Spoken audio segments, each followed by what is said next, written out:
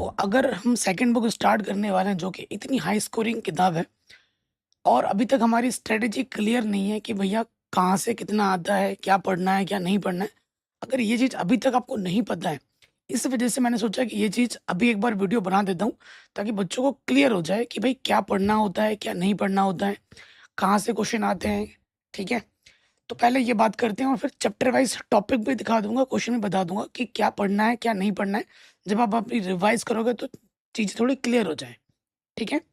तो सबसे पहले देखो बच्चों बात अगर हम करते हैं, ठीक है? क्या पढ़ाई की हम बात कर रहे हैं ना, तो सबसे पहले अगर हम बात करते हैं चैप्टर नंबर 1 अगर हम बात करते हैं भैया बुक्स, कौन-सी किताबें हमें पढ़नी चाहिए, ठीक है? कौन-सी किताबें हमें पढ़नी चाहिए? बुक्स की बात करें, तो देखो मैं जो बुक्स बताऊँगा वो बहुत ही लिमिटेड बुक्स हैं, जो कि आपको मार्केट में मिलती हैं, है ना? तो पहली किताब का नाम है एनसीईआरटी। जी हाँ, अगर आप यूपी बोर्ड में हैं, अगर आप एमपी बोर्ड में हैं, अगर आप राजस्थान बोर्ड में, उत्तराखंड बोर्ड, सीबीएसई, बिहार, किसी भी बोर्ड में हैं, तो आप एनसीईआरटी को इग्नोर मत कीजिए क्योंकि एनसीईआरटी से आपके 80 से 90% question direct as it is पूरे के पूरे उठ के आएँगे। तो सबसे मोस्ट इम्पोर्टेंट जो किताब है, वो एनसीईआरटी है। कई बच्चे बोलते हैं सर हम बालाजी पढ़ रहे हैं, ये पढ़ रहे हैं, वो पढ़ रहे हैं। तो भाई इन सब चक्कर में मत पड़ो, बोर्ड एग्ज़ाम में सारे क्वेश्चन एनसीईआरटी से ही आते हैं। बोर्ड का मतलब ही होता है एनसीईआरटी, ठीक है? पहली चीज़ तो ये दिमाग में डाल लो, बोर्ड एग्ज़ाम बोले तो एनसीईआरटी, ठीक है? एनसीईआरटी ही पढ़ना है सिर्फ़? नहीं, एनसीईआरटी के साथ हमें और भी चीज़ें पढ़नी है। जैसे कि हमें पढ़नी पड़ेगी क्वेश्चन बैंक, ठीक है? हमें पढ़नी पड़ती है क्वेश्चन बैंक और क्वेश्चन बैंक के साथ-साथ हमें करना होता है पीवाईक्यूज़, ठीक है? पीवाईक्यू क्या होता है? प्रीवियस ईयर्स क्वेश्चन, विगत वर्षों के प्रश्न पत्र। ये जो चीज़ वो अभी नहीं करनी होती, वो एग्ज़ाम के 2 या 3 महीने पहले करना स्टार्ट करना होता है। लेकिन जो क्वेश्चन बैंक है उसमें पीवाईक्यू के ही क्वेश्चन होते हैं चैप्टर वाइज़, जो कि आपको हमारे अगर आपने लक्ष्य वाइज़ ले रखा है, तो एनसीईआरटी तो मैं पढ़ा ही रहा हूँ। साथ ही साथ ये जो क्वेश्चन बैंक है, कई बच्चे ये क्वेश्चन बैंक एग्ज़ाम से पहले-पहले करते हैं। लेकिन मैंने आपके लिए 13 दिन 13 सीरीज़ जो बना रखी है, चैप्टर वाइज़ इंपॉर्टेंट क्वेश्चन मैं दे रहा हूँ, उसमें ये चीज़ पूरी कवर है पहले से ही। मैंने आपको क्या बोला है, जैसे ही कोई चैप्टर अब खत्म होता है, जो 13 दिन 13 सीरीज़ है, उसमें मैंने 15 साल के क्वेश्चन लेके सॉल्व करा रखे हैं क्वेश्चन बैंक। तो इस साल का जो पेपर हुआ था ना, 90% क्वेश्चन सिर्फ़ इसी 13 वीडियो से आ गए थे, जो मैंने 13 दिन 13 सीरीज़ बना रखी है। उसको इग्नोर मत करना। एनसीईआरटी के साथ वो करनी ही करनी है। ठीक है? और मिनिमम स्कूल से घर आने के बाद मिनिमम कम से कम आपको 3 घंटा मैथ को देना ही पड़ेगा, वरना काम नहीं चलेगा। और उसके साथ-साथ सेल्फ रिवीज़न के लिए 30 मिनट आपको हर विषय को देना है, गणित को भी देना है, सेल्फ रिवीज़न के लिए, सेल्फ स्टडी के लिए, ठीक है? तो बुक्स की जो बात आती है कि भैया किस बुक से पढ़ना वो ये है, ठीक है? वो ये है और खुद के नोट्स ज़रूर बनाओ। कई बच्चे मुझे बोल रहे हैं, "सर मुझे गणित पहली बार पढ़ता हूँ, लेकिन कुछ दिनों बाद भूल जाता हूँ।" तो मैं आपको पहले ही बोल चुका हूँ कि नोट्स ज़रूर बनाओ, ठीक है? नोट्स ज़रूर बनाओ। नोट्स आपको ऐसे बनाना है जिसमें क्वेश्चन भी होंगे, आंसर्स भी होंगे और कलरफुल तरीके से बनाना है, ठीक है? कलरफुल तरीके से बनाना है। ये चीज़ करो देखो और डेली रिवीज़न करना है, ठीक है? जो भी चैप्टर आप पढ़ रहे हो या पढ़ चुके हो, उसको हफ्ते के अंदर एक बार रिवीज़न ज़रूर करो, उसके लिए उसका समय ज़रूर निकालो। अगर कोई भी चैप्टर है, जैसे आप चैप्टर नंबर 7 में पहुँच गए, तो चैप्टर नंबर 1, 2, 3 ये जितने भी आपने पढ़े हैं, वो टच में होने चाहिए आपको। डेली रिवीज़न के लिए समय रखना ही रखना है। अगर ये चीज़ शुरू से करोगे, तो गणित से या किसी भी अन्य विषय से आपको कोई डरने की ज़रूरत नहीं है, ये ध्यान रखिए। ठीक है बच्चों? अब मैं बात करता हूँ क्या पढ़ना है, क्या नहीं पढ़ना है चैप्टर वाइज़। किस टॉपिक से प्रश्न आते हैं, नहीं आते हैं। तो पहली बात तो देखो मैंने बोल दिया कि एनसीईआरटी में आपको अभी ज़ोर लगाना है। कई बच्चे बोलते हैं सर इम्पोर्टेंट क्वेश्चन्स कराओ अभी से। तो अभी इम्पोर्टेंट क्वेश्चन के पीछे जो बच्चा भागेगा वो चीज़ों को रट रहा है, सीख नहीं रहा है। अभी आपको अपना कॉन्सेप्ट बिल्ड करना है, ठीक है? कॉन्सेप्ट बिल्ड करना है, हमें सीखना है, चीज़ों को जानना है, ठीक है? जो अगर आप हमसे जुड़े तो मैं बता भी देता हूँ, जब पढ़ाता हूँ एनसीईआरटी, कौन-सा क्वेश्चन इम्पोर्टेंट है, कौन-सा टॉपिक इम्पोर्टेंट है, कौन-सा क्वेश्चन बार-बार आ रखा है। वो तो जब पढ़ रहे थे हमें मैं पढ़ रहे हो तो मैं बताता रहता हूँ। लेकिन अभी से इम्पोर्टेंट के पीछे मत भागो। हाँ, स्मार्ट स्टडी कर सकते हो कि मैंने पूरी एनसीईआरटी पढ़ ली है, अब मैं इस चैप्टर के इंपॉर्टेंट क्वेश्चन भी कर लूँगा, तो वो स्मार्ट है। लेकिन आप एनसीईआरटी नहीं पढ़ रहे हो, सिर्फ़ क्वेश्चन चैप्टर के इंपॉर्टेंट क्वेश्चन देख रहे हो, तो ये गलत बात है। इसके चक्कर में ना पड़ो, ठीक है? तो अब हम आ जाते हैं पहले चैप्टर में, संबंध एवं फलन। पहला, दूसरा, तीसरा, चौथा, पाँचवाँ, छठा सब हमने लक्ष्य बैच में कवर कर लिया है। यूट्यूब पे भी आप देख सकते हैं, लक्ष्य बैच में भी आपको दिख रहा होगा। एक बार हम फिर से मैं बता दूँ, क्योंकि रिवीजन भी करते रहिए। अगर आप बोलोगे सर एक रिवीजन सीरीज़ हमारे लिए फ्री में यूट्यूब पे चला दीजिए सभी चैप्टर की, क्योंकि हमारे 6 चैप्टर हो गए। वन शॉट सीरीज़ एक रिवीजन चलाइए, जिससे हमारा रिवीजन भी हो जाए और कुछ एनसीईआरटी के इंपॉर्टेंट क्वेश्चन भी मिल जाए। अगर आप बोलोगे तो मैं चला दूँगा, बस आप हुक्म कीजिए, आपका हुक्म सर आँखों पर, ठीक है? और जो मैं बोल रहा हूँ अगर इसको आप फॉलो कर लेते हो तो 100 में से 100 तो आएँगे ही आएँगे। इसकी ज़िम्मेदारी मैं लेता हूँ। लेकिन जो बता रहा हूँ वो करना पड़ेगा। नहीं करोगे तो फिर नहीं आएँगे, है ना? जी हाँ। तो सबसे पहले चैप्टर पे आ जाते हैं, संबंध एवं फलन, ठीक है? ये जो चैप्टर है वो हाई स्कोरिंग चैप्टर है। जी हाँ, कम से कम इसी चैप्टर से आपके 10 नंबर का आ जाएगा। मिनिमम 10 मार्क्स पहले चैप्टर से ही, ठीक है? पहले चैप्टर से ही मिनिमम 10 नंबर आ जाएँगे। अब सबसे जो इम्पोर्टेंट टॉपिक है वो मैं आपको बता देता हूँ कि सबसे इम्पोर्टेंट टॉपिक क्या है?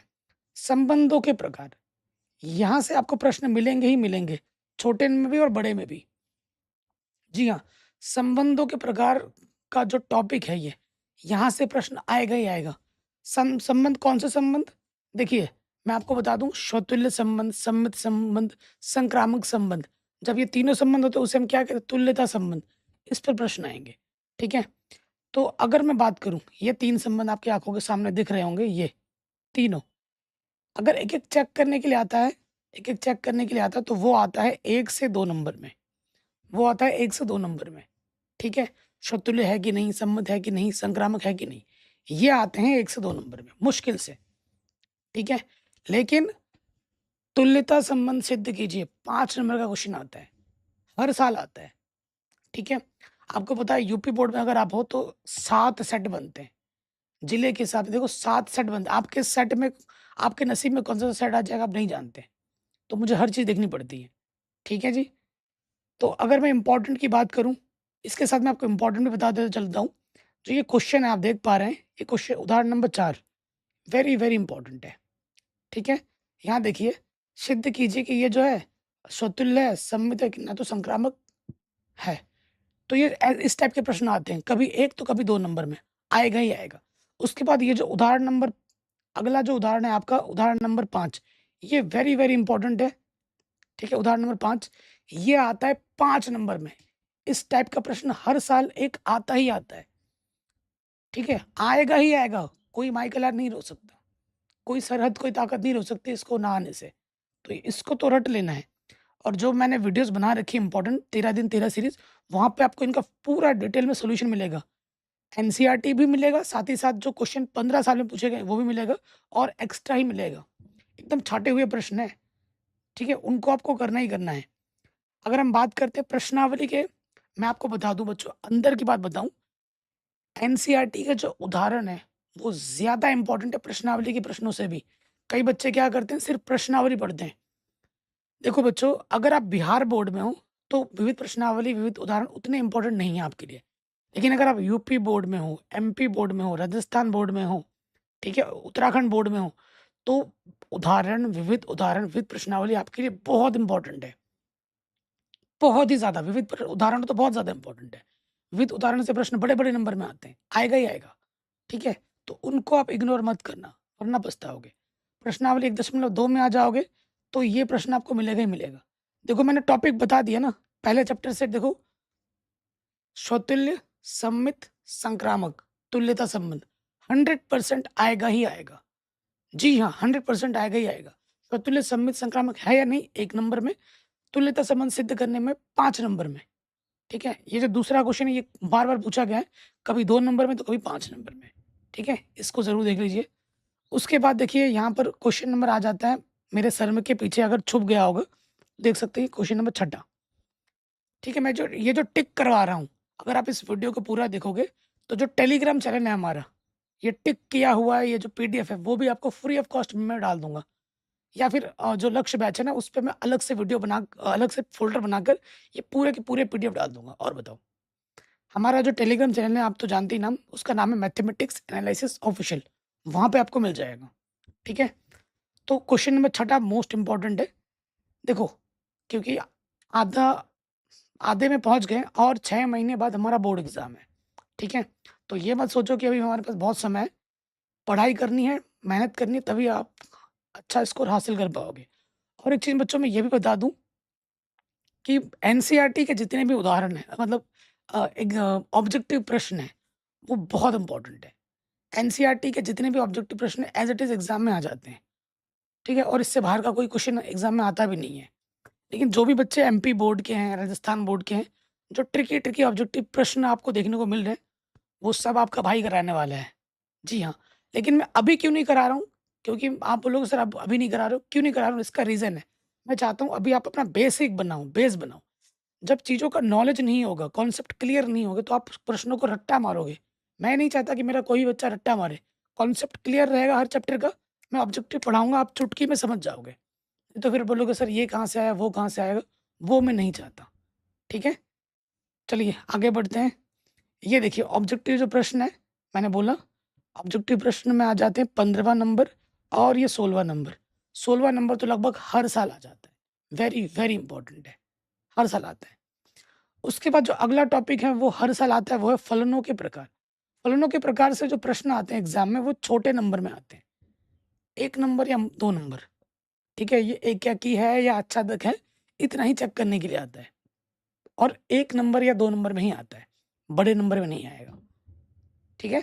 तो फलनों के प्रकार एकाकी आच्छादक चेक करने के लिए आएगा ही आएगा, ठीक है? मैं इम्पोर्टेंट क्वेश्चन बता दे रहा हूँ, इम्पोर्टेंट क्वेश्चन आपको बता देता हूँ, ये उदाहरण नंबर 8।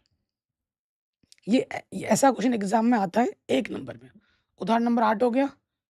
उदाहरण नंबर 8 के बाद आप देखिए उदाहरण नंबर 11, ठीक है? ये 2 क्वेश्चन आपको अच्छे से बना लेने हैं, ठीक?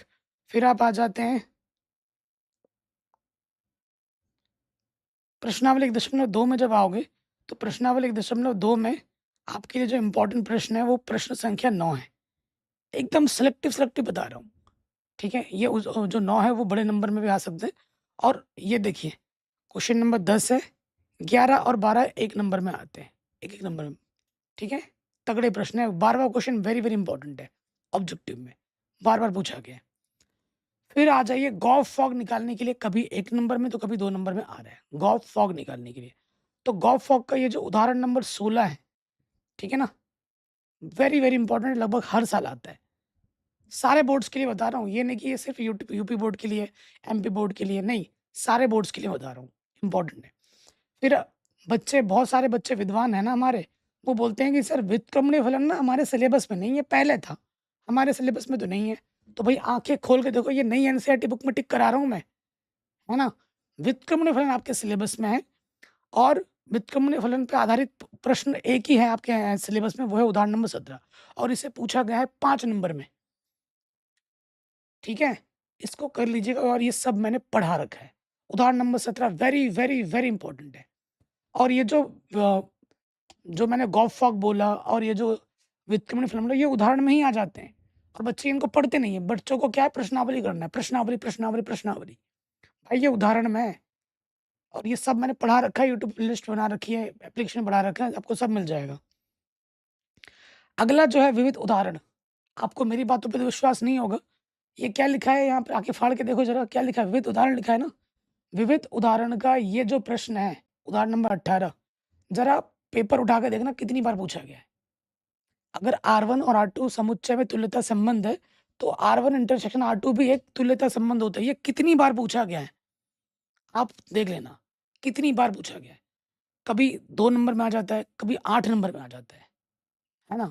लेकिन देता ज़रूर है, इस साल भी आ रखा है, पिछले साल भी आया था, उससे पिछले साल भी आया था, ठीक है? हर सेट में फँस जाता है ये क्वेश्चन, ठीक? उसके बाद अगर हम बात करते हैं, ये क्वेश्चन भी कई बार पूछा गया है, उदाहरण नंबर 19 तुल्यता संबंध में पूछा गया है। तो उदाहरण ज़्यादा इम्पोर्टेंट है, मैं देख रहे हो उदाहरण ज़्यादा लगा रहा हूँ क्योंकि पूछे गए हैं। अभी और एक उदाहरण बताऊँगा जो कि बहुत इम्पोर्टेंट है, और एक उदाहरण, ठीक है? कहाँ है वो उदाहरण? ये है उदाहरण नंबर 26, 5 नंबर में पूछा गया है। वेरी वेरी इंपॉर्टेंट है, 5 नंबर पूछा गया है। उदाहरण नंबर 26, ठीक है जी? ये उदाहरण 5 नंबर पूछा गया है। अब अब विविध प्रश्नावली के प्रश्न उतने इंपॉर्टेंट नहीं है जितने ये विविध उदाहरण इंपॉर्टेंट है। ये उदाहरण 26 वेरी वेरी वेरी इंपॉर्टेंट है। अब विविध प्रश्नावली में आ जाओ। विविध प्रश्नावली का सिर्फ पहला वाला प्रश्न इंपॉर्टेंट है, जो कि बड़े नंबर में पूछा गया और इस साल भी पूछा गया है बड़े नंबर में, ठीक है? फिर आ जाते हैं, यहाँ पे आ जाओ। ऑब्जेक्टिव में ये जो क्वेश्चन नंबर 6 और 7 इंपॉर्टेंट है, बस। अब मैंने इंपॉर्टेंट तो एनसीईआरटी के बता दिए। तो देखिए इंपॉर्टेंट क्या है, पहले चैप्टर का टॉपिक क्या हो गए? संबंध के प्रकार, फलनों के प्रकार, ठीक है? गॉस फॉग, व्युत्क्रमणीय फलन, ये जो 4 टॉपिक है इनको अच्छे से तैयार कर लेना है। इस पे आधारित प्रश्न में बता दिए। अगर आपको गणित से बहुत ज़्यादा डर लगता है, जितने प्रश्न मैंने टिक करा दिए इनको कर लो बस। इनको एक तरफ से रट्टा मार दो, एक तरीके से सीख लो पूरा कि ऐसे ये अगर हो जाएँगे, इससे मिलते-जुलते भी आप कर लोगे आराम से। ठीक है जी? तो ये हो गए चैप्टर नंबर 1 के most important questions, most important topic. अगर हम आ जाते हैं चैप्टर नंबर 2 पे, ठीक है? चैप्टर नंबर 2 को करने के लिए आपको 2 चीज़ें चाहिए। एक तो चाहिए आपको आपको चाहिए फ़ॉर्मूला, आपको याद हो, सबसे ज़रूरी चीज़ है इसमें फ़ॉर्मूला, ठीक है? फ़ॉर्मूले के साथ क्या? इसमें चाहिए होता है प्रैक्टिस, ठीक है? प्रैक्टिस। अगर मैं इस चैप्टर की बात करूँ, तो सिर्फ़ एनसीईआरटी काफ़ी नहीं है। पहले वाले चैप्टर में सिर्फ़ एनसीईआरटी पढ़ के भी चले जाओगे ना तो काफ़ी हो जाएगा। लेकिन इसमें एनसीईआरटी के अलावा भी थोड़े हट के प्रश्न आते हैं चैप्टर नंबर 2 में, और वो हट के प्रश्न मैंने 13 दिन 13 सीरीज़ वाले वीडियो में करा ही रखे हैं, ठीक है? इम्पोर्टेंट सबसे ज़रूरी है फ़ॉर्मूला। देखो बच्चों, गणित है तो फ़ॉर्मूला तो इम्पोर्टेंट है ही है। फ़ॉर्मूला प्लस प्रैक्टिस, ठीक है? आप कोई भी प्रश्न उठाओगे उसमें फ़ॉर्मूला और क्वेश्चंस होंगे। बताता हूँ इम्पोर्टेंट क्वेश्चन क्या है, क्या-क्या आपको करना है इसमें। इसमें मुख्य मान निकालने के लिए हर साल आता है, ठीक है? और अगर आपको मैं बताऊँ, ये जो ग्राफ वाले प्रश्न हैं, साइन एक्स का ग्राफ ऐसा होता है, ठीक है? अगर आप देखेंगे तो साइन इनवर्स एक्स का ग्राफ ऐसा होता है, मेरे सर के ऊपर दिख रहा होगा, ठीक है? तो ग्राफ अच्छे से प्रैक्टिस कर लीजिए, क्योंकि 2 नंबर का क्वेश्चन यूपी बोर्ड में तो नहीं आया मैं बताऊँ ग्राफ का, लेकिन आ सकता है, नहीं आया तो आ सकता है। लेकिन अगर मैं बात करूँ Uttarakhand board, Bihar board, MP board, Rajasthan board में ग्राफ के प्रश्न आते हैं, ठीक है? तो तैयारी कर लेना, 2 number sine, cos, tan, sine का भी, साइन इनवर्स का भी, कॉस का भी, कॉस इनवर्स का। ग्राफ का क्वेश्चन आता है 2 नंबर में, ठीक है? कर लीजिएगा, बड़े भाई होने के नाते मैं बता रहा हूँ। उसके बाद देखिए, ये जो टेबल आपको मिलेगी, ये वाली, मुख्य मान निकालने के लिए है ना, आता ही आता है। तो ये जो टेबल है साइन इनवर्स का, ये यहाँ से यहाँ तक जाता है, कॉस इनवर्स का यहाँ से यहाँ तक जाता है। ये आप जब मुख्य मान हल करोगे तो आपको पता ही होना चाहिए, और इस पे आधारित प्रश्न ऑब्जेक्टिव में भी आ जाते हैं। तो ये बहुत इंपॉर्टेंट है, इसके बिना तो प्रश्न हल ही नहीं होगा। और एक ज़रूरी क्या होता है, सूत्र।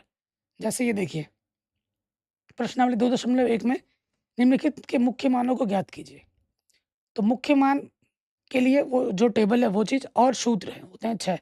अगर एंगल पॉजिटिव में होता है कोई चेंज नहीं करना होता है, एंगल अगर नेगेटिव में होता है तो चेंज करना होता है, ठीक है? नेगेटिव वाले 6 सूत्र होते हैं, आपको मैंने बता रखा है। तो ये अगर आपको आता होगा तो सारे प्रश्न बना लोगे, नहीं आता होगा तो कोई सा भी प्रश्न नहीं बना पाओगे। जो सबसे ज़्यादा पूछा गया बोर्ड एग्जाम में, क्वेश्चन नंबर 10, ये प्रश्न सबसे ज़्यादा पूछा गया बोर्ड एग्जाम, बहुत बार पूछा गया, हद से ज़्यादा। और उसके बाद क्वेश्चन नंबर 14 और 13, ये 3 प्रश्न बहुत इंपॉर्टेंट, 14 सबसे ज़्यादा इंपॉर्टेंट है, ठीक है? 14 ये जो प्रश्न है, वेरी वेरी वेरी इंपॉर्टेंट है ये वाला प्रश्न, तगड़ा क्वेश्चन है, ठीक है? उसके बाद आता है गुणधर्म, ठीक है? गुणधर्म, उदाहरण नंबर आप जो 3 देख रहे हैं वो इस साल पूछा गया है, 2 नंबर में, ठीक है? 2 नंबर में पूछा गया है, पहला भी दूसरा भी, ये मैंने करा रखे हैं।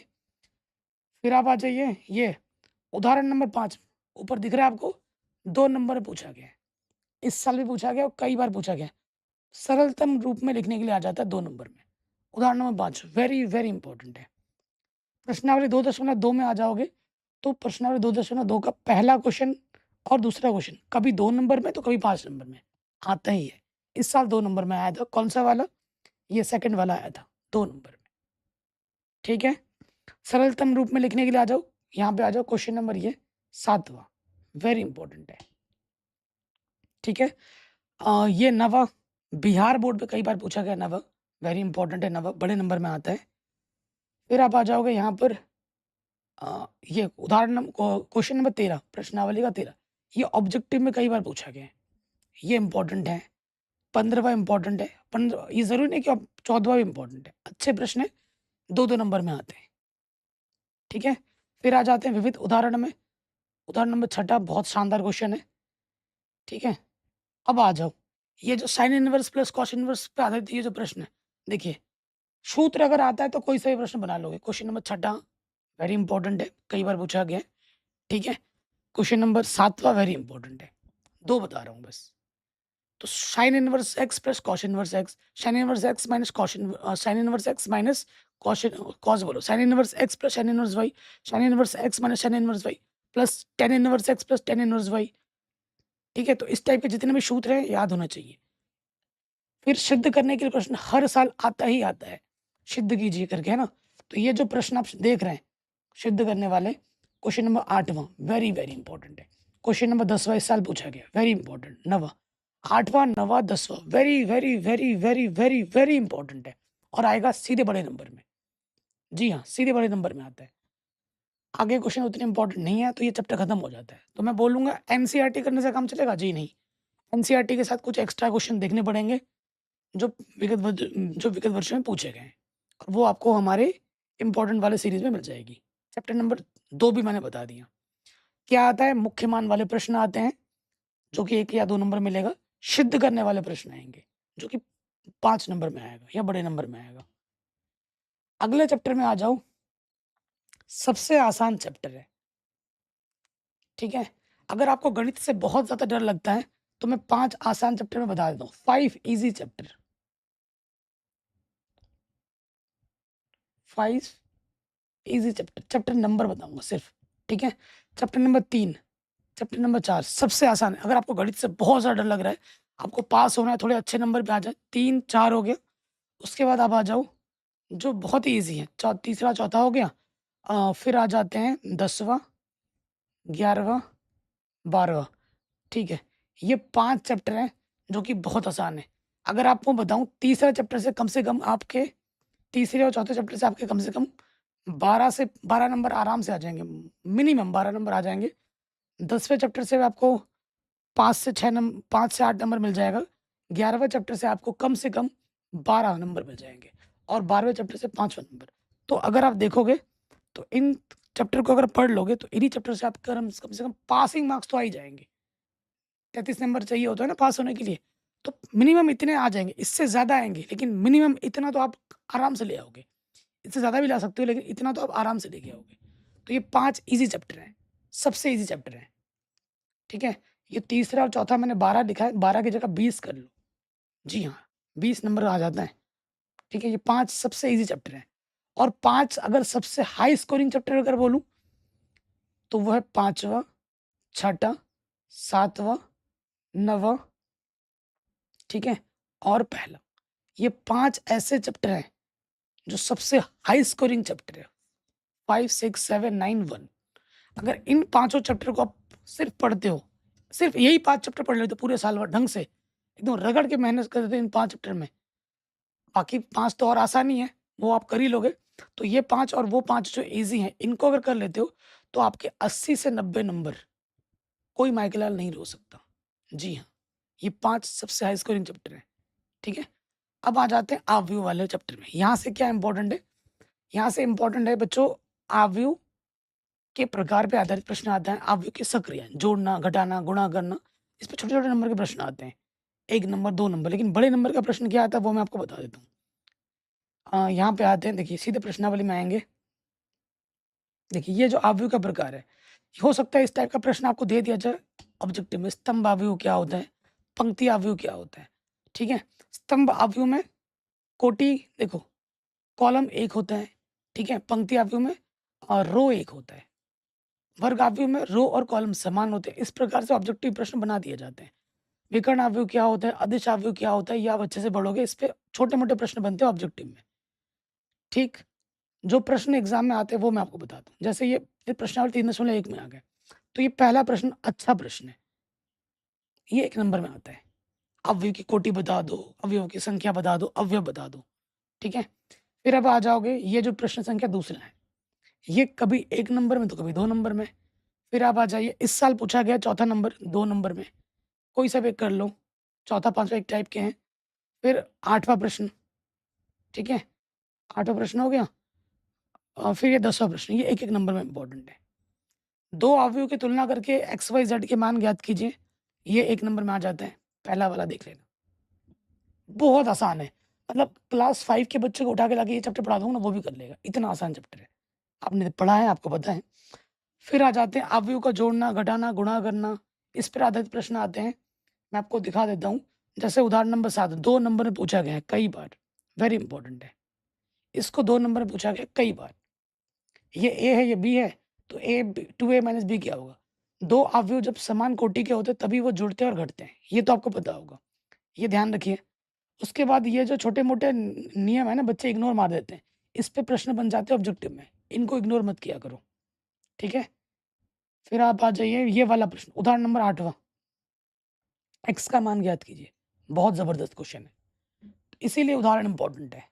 आप लोग उदाहरण ज़रूर कीजिए, सारे उदाहरण करने भाई। उदाहरण नहीं करोगे तो एग्ज़ाम में जाके हो सकता है रोना पड़ जाए आपको, ठीक है? मैं बार-बार बोलता हूँ उदाहरण करो, करो, करो। अगर आप बोलते हो सर उदाहरण तो मैं कराता ही हूँ, सेपरेटली एक उदाहरण की वन शॉट वीडियो बनाओ। आप कंटेंट की डिमांड तो करो, आपका भाई आपके साथ है, रगड़ के मेहनत करेंगे भाई, फोड़ देंगे इस साल। उदाहरण नंबर 10 भी अच्छा प्रश्न है, एक्स, वाई, ज़ेड के बारे में, वो एक नंबर का ही प्रश्न है, ठीक है? हाँ, ये वाला जो प्रश्न है, उदाहरण नंबर 11, स्पेशली ये वाला जो प्रश्न अगर मेरे से कोई बच्चा उत्तराखंड बोर्ड का जुड़ा है, तो उसके लिए इम्पोर्टेंट है ये वाला प्रश्न। उदाहरण नंबर 11, उत्तराखंड बोर्ड्स के लिए स्पेशली, बाकी बोर्ड्स के लिए इम्पोर्टेंट नहीं है, उत्तराखंड बोर्ड के लिए इम्पोर्टेंट है। और अगर आप राजस्थान बोर्ड से, हो सकता है ये आपके में आ जाए, लेकिन बाकी यूपी बोर्ड वगैरह में ये नहीं आया था, ठीक है? तो ये तगड़ा क्वेश्चन है। फिर आप आ जाते हैं नेक्स्ट, अवयव के गुणा। ये प्रश्न एग्जाम में बार-बार आता है 2 नंबर में। ए और बी अवयव दे रखा है, आपको ए बी निकालना होता है, बी ए निकालना होता है। ये एग्जाम में आता है 2 नंबर में, हर साल आ जाता है, ठीक है? और मैं सारे सेट्स को ध्यान में रखते हुए बता रहा हूँ, तो ये नहीं कि सिर्फ़ एक सेट के लिए बता रहा हूँ, नहीं, ठीक है? 3.2 में आ जाओ, 3.2 उदाहरण में प्रश्न जो मैंने बता दिए, फिर उस टाइप के मिलता-जुलता प्रश्न मैं टिक नहीं कराऊँगा। फिर आ जाते हैं क्वेश्चन नंबर 3.2 में छठा क्वेश्चन, शानदार है, ठीक है? फिर दूसरा क्वेश्चन, ये हो गया। फिर आप आ जाइए 11वां क्वेश्चन, बहुत आसान है। 13वां question very, very, very, very, very, very, very important. इस साल पूछा गया बड़े नंबर में, सबसे बड़े नंबर में आता है, वेरी इंपॉर्टेंट। फिर आप आ जाओ क्वेश्चन नंबर 17वां, वेरी इंपॉर्टेंट। क्वेश्चन नंबर 18वां, मोस्ट, मोस्ट, मोस्ट इंपॉर्टेंट, ठीक है जी? Most important. और 19वां प्रश्न भी अच्छा है, हो सकता है इस साल आ जाए, क्योंकि अब जो है ना बोर्ड का पैटर्न धीरे-धीरे चेंज होगा। अंदर की बात बताऊँ? अगले साल किताबें चेंज हो जाएँगी, पूरी गणित की किताबें चेंज होंगी और पैटर्न चेंज हो जाएगा पूरा। जो पैटर्न आप इस साल के बच्चे लकी हैं, अगले साल जो बच्चे आने वाले हैं या उसके अगले साल जो बच्चे आने वाले हैं, उनको नई किताब देखने मिलेगी, नया पैटर्न मिलेगा। जी हाँ, अंदर की खबर है, बताना मत किसी को। अब आते हैं अवयव का परिवर्त। ये बहुत ही आसान टॉपिक है, रो को कॉलम, कॉलम को रो में बदल दो और ये जो है कुछ रिज़ल्ट इसको अच्छे से करना, ये ऑब्जेक्टिव में आ जाते हैं 1 नंबर में। अवयव का परिवर्त बताइए, 1 नंबर प्रश्न आ जाता है। अवयव का परिवर्त पे आधारित प्रश्न 1 नंबर में आ जाता है।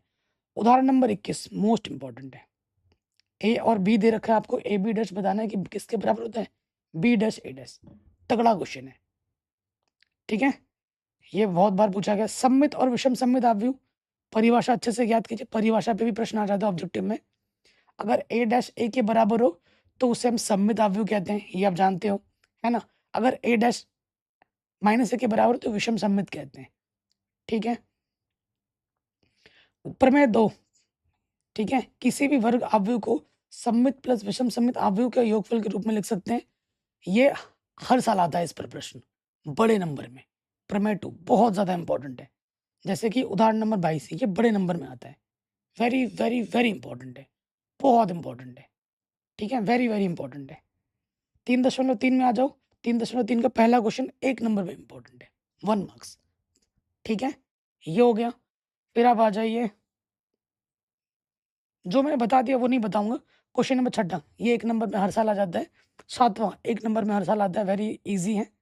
ये हो गया और इम्पोर्टेंट उदाहरण तो मैंने बता ही दिया था, मिलता-जुलता। उसके बाद आ जाओ ये वाला क्वेश्चन, ठीक है? Question number 11, question number 12 objective में। 12वां क्वेश्चन वेरी, वेरी इंपॉर्टेंट है। 11वां भी इंपॉर्टेंट है कि 12वां ज़्यादा इंपॉर्टेंट है। फिर आ जाओ व्युत्क्रमणीय अवयव, इनवर्टिबल मैट्रिक्स, ठीक है जी? इसकी अगर हम बात करें तो ये जो प्रमेय आप देख रहे हैं, प्रमेय 4 हर साल आता है, पक्का-पक्का आता है, हर साल। A B inverse, B inverse, A inverse के बराबर होता है सिद्ध करने के लिए, हर साल आता है। कभी 2 नंबर तो कभी 5 नंबर। इस साल 5 नंबर में आया था, 2 नंबर में भी आया था, किसी सेट में 2 किसी में 5 और उस पे आधारित प्रश्न है ये वाला, ठीक है? अगर ए और बी एक दूसरे के व्युत्क्रमणीय अवयव हैं, तो कौन-सा ऑप्शन सही होगा? डी ऑप्शन सही होगा। ए बी बराबर बी ए किसके होगा? आई के बराबर, ठीक है? फिर आ जाते हैं नेक्स्ट उम, उदाहरण नंबर 24 एक बार देख लेना, अच्छा प्रश्न है। फिर आप आ जाओ विविध उदाहरण, विविध प्रश्नावली में। विविध प्रश्नावली के भाई तगड़े क्वेश्चंस हैं। पहला 2 नंबर में इम्पोर्टेंट है, दूसरा 2 नंबर में इम्पोर्टेंट है, तीसरा 5 नंबर में इम्पोर्टेंट है, कई बार पूछा गया है। चौथा 5 नंबर में इम्पोर्टेंट है, कई बार पूछा गया है। अगर मेरे बताए हुए प्रश्न अगर आपको लग रहे हैं कि डाउटफुल कि सर ऐसे ही बता दे रहे हैं, आप किसी भी साल का पेपर उठाओ और देखो आया है कि नहीं आया है। मेरे बताए हुए क्वेश्चन ही एग्ज़ाम में आएँगे, मैं अभी भी बोल रहा हूँ। अगर आप इन्हीं प्रश्नों को अच्छे से प्रैक्टिस करो शुरू से, तो भाई फोड़ दोगे आप, ठीक है? फोड़ दोगे, बस थोड़ा-सा भरोसा बना के रखो। जो मैंने मार्क्स करवा रहा हूँ, उनको अच्छे से प्रैक्टिस करते रहना, ठीक है जी? अब आ जाओ नेक्स्ट, नेक्स्ट में आ जाओ क्वेश्चन नंबर ये 11वां बहुत ज़्यादा इम्पोर्टेंट है, 10वां। 11वां ज़्यादा इम्पोर्टेंट है, ठीक है? तो ये चैप्टर भी खत्म हो गया। चैप्टर नंबर 4 में आ जाओ, ये भी आसान चैप्टर है, सारणिक। इस साल तो सारणिक का मान निकालने के लिए 5 नंबर में आ गया था। जी हाँ, सिर्फ़ मान निकालने के लिए 5 नंबर में आ गया, ठीक है? तो देखिए 4.1 में आ जाओ, 4.1 में सीधे आ जाते हैं, क्वेश्चन नंबर 14 अच्छा प्रश्न है। सारणिक का मान ज्ञात कीजिए, 5 नंबर में आ रखा है इस साल यूपी बोर्ड में। जो 1-1 नंबर का प्रश्न है 5 नंबर में डाल दिया, तो ये तो आप कर ही लोगे और उसके बाद यहाँ आ जाते हैं 7 का कोई एक देख लो, कोई सा भी एक पार्ट 1 नंबर में आ सकता है 7 का, 7वां प्रश्न 1 नंबर में। त्रिभुज का क्षेत्रफल हो सकता है 1 नंबर या 2 नंबर में आ जाए, तो कोई सा एक प्रश्न देख लेना 4.2 है, पहला 1 नंबर में आ सकता है और पहले के बाद अब मैं आपको बताऊँ कौन-सा आ सकता है, क्वेश्चन नंबर चौथा 2 नंबर में आ सकता है। उपसारणिक, सारणिक का प्रयोग करिए, ये उतना आता नहीं है। सीधा आप आ जाएँ ये वाला देख लीजिए 4.3 4.3 का क्वेश्चन नंबर 5 ऑब्जेक्टिव में और तीसरा, चौथा 2 नंबर में आ सकता है, ठीक? फिर आप आ जाइए सीधा यहाँ पर आपको एक प्रमेय मिलेगा ये वाला, मैं आपको बता देता हूँ ये। इस पर प्रश्न एग्ज़ाम में आता है ऑब्जेक्टिव में 1 नंबर में। एडजॉइंट ए का जो सारणिक होता है वो सारणिक ए की पावर n-1 होता है। ये एग्ज़ाम में आता है 1 नंबर में। तो इसको देख लेना, ठीक है? और उदाहरण नंबर 13 ना जाने कितनी बार पूछा गया है। हर साल परमानेंट आता है, वो भी बड़े नंबर में। Very, very, very important. मेरे पे विश्वास नहीं है ना, कोई से भी साल का किसी भी साल का पेपर उठाओ, उदाहरण नंबर 13 तुम्हें ज़रूर मिलेगा, वो भी बड़े नंबर में और मैं हर बोर्ड के लिए बोल रहा हूँ। उसके बाद उदाहरण नंबर 14 में आ जाओ, 5 नंबर में आता है। उदाहरण number 14 very, very, very important है, ठीक है? तो ये उदाहरण नंबर 15 वेरी, वेरी इंपॉर्टेंट है। 8 नंबर पूछा गया बड़े नंबर में, वेरी, वेरी इंपॉर्टेंट है। ठीक हो गया? 4.4 में आ जाओ, 4.4 में अगर मैं बात करूँ क्वेश्चन नंबर 11, क्वेश्चन नंबर 10 2 प्रश्न बना लो वही बहुत है। जो जो प्रश्न मैंने बता दिए हैं पीछे वो उस टाइप के प्रश्न मैं नहीं बताऊँगा। 13वां प्रश्न इम्पोर्टेंट है, वेरी, वेरी इंपॉर्टेंट है। और 13 प्रश्न हो गया, 13 प्रश्न के बाद आप आ जाओ 16वां प्रश्न वेरी इंपॉर्टेंट है, वेरी, वेरी इंपॉर्टेंट बड़े नंबर में आता है। 17वां 18 ऑब्जेक्टिव में 1 नंबर में आता है। ठीक है? चौथा चैप्टर हाई स्कोरिंग चैप्टर है, आसान में। चौथे चैप्टर को अगर कर लोगे तो कम से कम 12-13 नंबर सिर्फ़ चौथे चैप्टर से आ जाएँगे आराम से। उदाहरण number 17 very, very, very, very important है, मतलब 20 से 25 बार पूछा गया है। आप समझ लो। इसी क्वेश्चन को। हर साल ये क्वेश्चन परमानेंट है, आएगा ही आएगा। अव्यय विधि, दुनिया इधर से उधर हो जाए, अव्यय विधि का प्रश्न एग्जाम में हर साल ये वाला आता ही आता है। तो बहुत इंपॉर्टेंट है, इस टाइप का क्वेश्चन आएगा ही आएगा। ठीक है, उदाहरण नंबर 18 एक बार देख लेना, लॉजिकल क्वेश्चन है, समीकरण दिए नहीं है, समीकरण बनाने फिर हल करना है। ठीक, और 4.5 में मैं कोई क्वेश्चन टिक नहीं करा रहा हूँ, सिर्फ ये वाला करा रहा हूँ, क्वेश्चन नंबर 16। ठीक है, फिर आप आ जाइए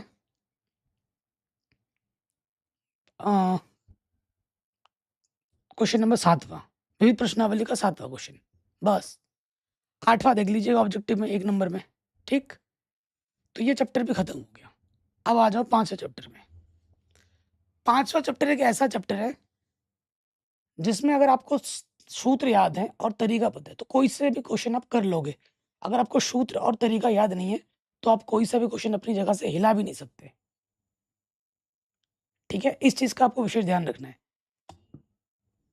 साध्यंत चेक करने के लिए, अवकलनीयता चेक करने के लिए, अवकलज करने के लिए प्रश्न आता है। ठीक है, और हाई स्कोरिंग चैप्टर है, हाई स्कोरिंग चैप्टर है। मैं सीधे सीधे अच्छे प्रश्न में जाता हूँ जो एग्जाम में पूछे गए हैं।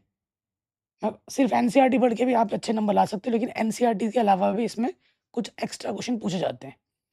ठीक है, जैसे अगर मैं बात करूं, क्वेश्चन नंबर दूसरा देख लो, 1 नंबर में इंपॉर्टेंट है। क्वेश्चन नंबर दूसरा हो गया, फिर आप आ जाओ क्वेश्चन नंबर 7वां, ये अच्छा प्रश्न है।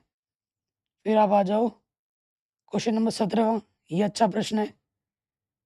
ठीक, फिर आपको मिलेगा 18वां। फिर आप आ जाओगे, अब आता है वेरी वेरी इंपॉर्टेंट 23वां, वेरी वेरी इंपॉर्टेंट 24वां, वेरी वेरी इंपॉर्टेंट। ठीक है, 26वां, वेरी वेरी इंपॉर्टेंट है। ठीक है जी, उसके बाद आप आ जाएंगे सीधे question number 34, very very important है। ठीक है, अभी भी इसमें कुछ ऐसे क्वेश्चन है जो नहीं है, जो आपको चैप्टर जो मैंने इंपॉर्टेंट क्वेश्चन करा रखा है वहां मिलेगा, जो एनसीईआरटी में नहीं है लेकिन एग्जाम में पूछे गए हैं।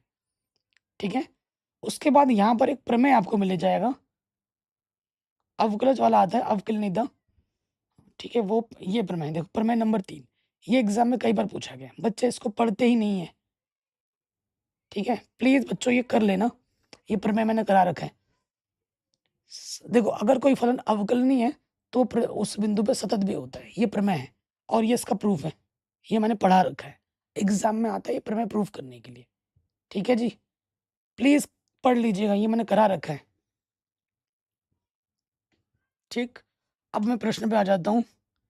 देखो, अवकलज आ गया स्टार्ट। अगर आपको अवकलज आता है तो कोई सा भी प्रश्न कर लोगे, नहीं आता है तो कोई सा भी प्रश्न आप हिला भी नहीं पाओगे, सीधी सी बात है। तो 5.2 की अगर मैं इंपॉर्टेंट की बात करूं, जो वेरी वेरी इंपॉर्टेंट है वो question number 9, very very important है क्वेश्चन नंबर 9। और अगर आपको अवकलज आता है तो कोई से प्रश्न कर लोगे, नहीं आता तो कोई से प्रश्न नहीं कर पाओगे। चौथा इंपॉर्टेंट है। ठीक है, 7वां इंपॉर्टेंट है। फिर आ जाओ अगले प्रश्नावली में, उदाहरण नंबर 23, 2 नंबर में या 1 नंबर में आता है, अवकलज dy/dx ज्ञात कीजिए। तगड़ा क्वेश्चन है, असंयुक्त फलन का क्वेश्चन। ठीक, फिर आ जाओ 5.3 में, 5.3 की अगर बात करें, क्वेश्चन नंबर 15वां, क्वेश्चन नंबर 13वां, इस टाइप का प्रश्न इंपॉर्टेंट है। फिर आ जाओ नेक्स्ट, वेरी वेरी इंपॉर्टेंट, इसके अगला सबसे इंपॉर्टेंट प्रश्नावली 5.5। ठीक, 5.4 से भी उतना प्रश्न एग्जाम में आता है नहीं, एक आध नंबर में ही आता है। 8वां देख लेना और 10वां देख लेना, ना के बराबर आता है 5.4 से, लेकिन 5.5 से आएगा ही आएगा, 100% क्वेश्चन आएगा। 5. उदाहरण नंबर 28 कई बार पूछा गया है, कभी 2 नंबर तो कभी 5 नंबर। फिर उदाहरण नंबर 29 भी कई बार पूछा गया है, वेरी इंपॉर्टेंट है। ठीक, फिर अब आ जाइए 5.5, यहाँ से एक प्रश्न बड़े नंबर में आएगा, वेरी वेरी इंपॉर्टेंट, बड़े नंबर में आएगा ही आएगा, क्वेश्चन नंबर 4, ये हो गया। फिर आप आ जाओ क्वेश्चन जो इंपॉर्टेंट है, जो बड़े नंबर में आता है, क्वेश्चन नंबर 9। ठीक है, ये हो गया important. Question number 14, very important. Question number 9 बताया जो मैंने, ये बहुत इंपॉर्टेंट है, इस टाइप का प्रश्न एग्जाम में बार बार आता है। ठीक, आएगा ही आएगा कहने का मतलब है। फिर आप आ जाइए, जैसे ये प्रश्न है आप देख पा रहे हैं, उदाहरण नंबर 30 और 31, ये 2 नंबर में आता है, पैरामीटर वाला dy/dx निकालो करके। उदाहरण नंबर 30-31 देख लेना। फिर आप आ जाइए 5.6 प्रश्नावली में आ जाओ। 5.6 प्रश्नावली का क्वेश्चन नंबर 8वां, क्वेश्चन नंबर 11वां very very very very very important है। फिर आप आ जाइए द्वितीय कोटि, यहाँ से बड़े नंबर का प्रश्न आता है, ठीक है। और उदाहरण नंबर 35 बोर्ड एग्जाम में 2 नंबर में, कभी 1 नंबर में आएगा ही आएगा, ठीक है। उदाहरण नंबर 35 इस टाइप का क्वेश्चन 35 हो गया, 36 हो गया, ये 1 नंबर 2 नंबर में आता है। लेकिन 5 नंबर में जो क्वेश्चन बार बार आता है, 5 नंबर में या फिर उससे भी बड़े 8 नंबर में भी आ जाता है कभी कभी। उदाहरण नंबर 37 बहुत इंपॉर्टेंट है, इस टाइप का एक क्वेश्चन जरूर मिलेगा, ठीक है। 5.7 में आ जाओ। 5.7 में क्वेश्चन नंबर 11वां वेरी इंपॉर्टेंट है। क्वेश्चन नंबर 11 के बाद 17वां वेरी इंपॉर्टेंट है, 16वां वेरी इंपॉर्टेंट है, ठीक है। ये वेरी वेरी। फिर विविध उदाहरण में आ जाते हैं। विविध उदाहरण में आ जाते हैं, विविध उदाहरण का क्वेश्चन नंबर 39 ये वेरी इंपॉर्टेंट है, इसको ज़रूर करो, ठीक। फिर आप आ जाओ, यहाँ पर एक प्रश्न मिलेगा आपको, 2 एक नहीं 2 प्रश्न मिलेगा। उदाहरण नंबर 41 बड़े नंबर में पूछा गया, 8 नंबर में, वो यूपी बोर्ड वगैरह में ज़्यादा पूछा गया। उदाहरण number 42 very very very very important है। उदाहरण नंबर 42 सबसे इंपॉर्टेंट, 5 नंबर में आता है, ठीक है। ये हो गया। फिर आप आ जाते हैं विविध प्रश्नावली। तो विविध प्रश्नावली में उतने ज़्यादा खास प्रश्न तो नहीं है, लेकिन मैं आपको गिने चुने प्रश्न बताऊंगा जो कि आपको करना है। उदाहरण में क्वेश्चन नंबर 12 विविध प्रश्नावली का, क्वेश्चन नंबर 12 के बाद आपका आ जाता है क्वेश्चन नंबर 14, ठीक है। 15वां, 16वां, ये बड़े बड़े नंबर पूछा गया है, 12वां, 14, 15, 16, 17वां वेरी वेरी इंपॉर्टेंट है, और 22वां। बस इनको ज़रूर करो। अब हम आ जाते हैं छठे चैप्टर में। अभी हमने रिसेंटली छठा चैप्टर फिनिश किया है, और ये भी हाई स्कोरिंग चैप्टर, और यहाँ से बड़े बड़े क्वेश्चन, 1 नहीं 2 नहीं 3 नहीं 4 क्वेश्चन यहाँ से बड़े आएंगे, 4 क्वेश्चन यहाँ से बड़े नंबर के आएंगे, जी हाँ, पक्का पक्का है। तो बताता हूँ, सबसे इसमें जो मैं आपको इम्पोर्टेंट बताऊँ, हो सकता है 2 नंबर का भी आए, बड़े नंबर में भी आए। रेट ऑफ चेंजेस, राशियों के परिवर्तन की दर, ये जो टॉपिक है इस पर प्रश्न आएगा ही आएगा, ठीक है। उसके बाद उच्चतम मान निम्नतम मान पर प्रश्न आएगा, वर्धमान और ह्रासमान फलन पर प्रश्न आएगा, और मैक्सिमम मिनिमम भी प्रश्न आएगा। कितने हो गए? 4 हो गए, आएगा ही आएगा, ये 4 टॉपिक आएंगे ही आएंगे, ठीक है। हो सकता है 3 बड़े प्रश्न में आ जाए और 1 छोटे में आ जाए। तो सबसे इंपॉर्टेंट प्रश्न पे आ जाते हैं, क्वेश्चन नंबर 2, मेरा उदाहरण नंबर 2 वेरी वेरी इंपॉर्टेंट है, ठीक है। इसके उदाहरण बहुत इंपॉर्टेंट है, मैं पहले बता दूं, प्रश्नावली से ज़्यादा इसके प्रश्न उदाहरण वाले ज़्यादा इंपॉर्टेंट है। फिर आ जाओ, यहाँ पे आ जाओ, दूसरा प्रश्न आ जाते हैं, 5वां प्रश्न, ठीक है। फिर आप आ जाओ यहाँ से क्वेश्चन नंबर 7वां प्रश्न, क्वेश्चन नंबर 9वां वेरी इंपॉर्टेंट है, 10वां इंपॉर्टेंट है, ठीक है।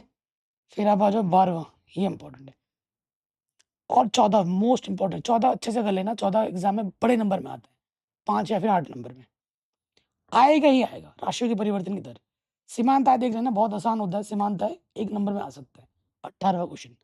अगला टॉपिक है वर्धमान और ह्रासमान, कभी 2 तो कभी 5 कभी 8, बड़े नंबर में आता है, ठीक है। तो सेलेक्टिव प्रश्न मैं आपको बताऊंगा, ठीक है। एक पहला जो प्रश्न है वो उदाहरण नंबर 8 1 नंबर में आता है, ठीक है, 1 नंबर में आता है। फिर आप आ जाओ, अच्छे प्रश्न बता रहा हूँ, है तो सारे ही, बहुत सारे प्रश्न है। उदाहरण नंबर 11 कई बार पूछा गया है, वेरी इंपॉर्टेंट है, ठीक है जी, ये हो गया। फिर आप आ जाइए, उदाहरण नंबर 13 कई बार पूछा गया, वेरी इंपॉर्टेंट है, मोस्ट मोस्ट इंपॉर्टेंट है। और एक बार के लिए उदाहरण 12 भी देख लेना, कॉन्सेप्चुअल क्वेश्चन है, और ये सब मैंने पढ़ा रखा है, आपको पता है। 6.2 में आ जाओ, प्रश्नावली में। प्रश्नावली में उतना ज़्यादा करने की ज़रूरत नहीं है। 10वां क्वेश्चन 1 नंबर में, 9वां, उसके बाद आप आ जाओ 14 क्वेश्चन 2 नंबर में बार बार पूछा जाता है, ठीक है। 16वां क्वेश्चन इस साल पूछा गया था, इनको कर लेना बस, बाकी सब छोड़ देना, ठीक है, बाकी सब छोड़ देना। और उधर 19 नंबर देख लेना, इस 1 नंबर पूछा जाता है ऑब्जेक्टिव में। फिर आ जाओ उच्चतम और निम्नतम मान, उच्चतम निम्नतम दिखाना, 2 अलग अलग चीज़ें हैं, उच्चतम न्यूनतम मान पे आधारित प्रश्न पे आ जाते हैं। मान पे आधारित प्रश्न, ठीक है। तो क्वेश्चन उदाहरण नंबर 20 वेरी वेरी इंपॉर्टेंट है, इस साल पूछा गया है 5 नंबर में, ठीक। फिर आप आ जाओ, जो इम्पोर्टेंट है वो है आपका क्वेश्चन नंबर 15 उदाहरण नंबर 22, हर साल आता है, यूपी बोर्ड में तो हर साल आता ही आता है। उसके बाद आपका आ जाएगा यहाँ पर एक हेलीकॉप्टर वाला प्रश्न होगा, जो हर साल आता है हेलीकॉप्टर वाला।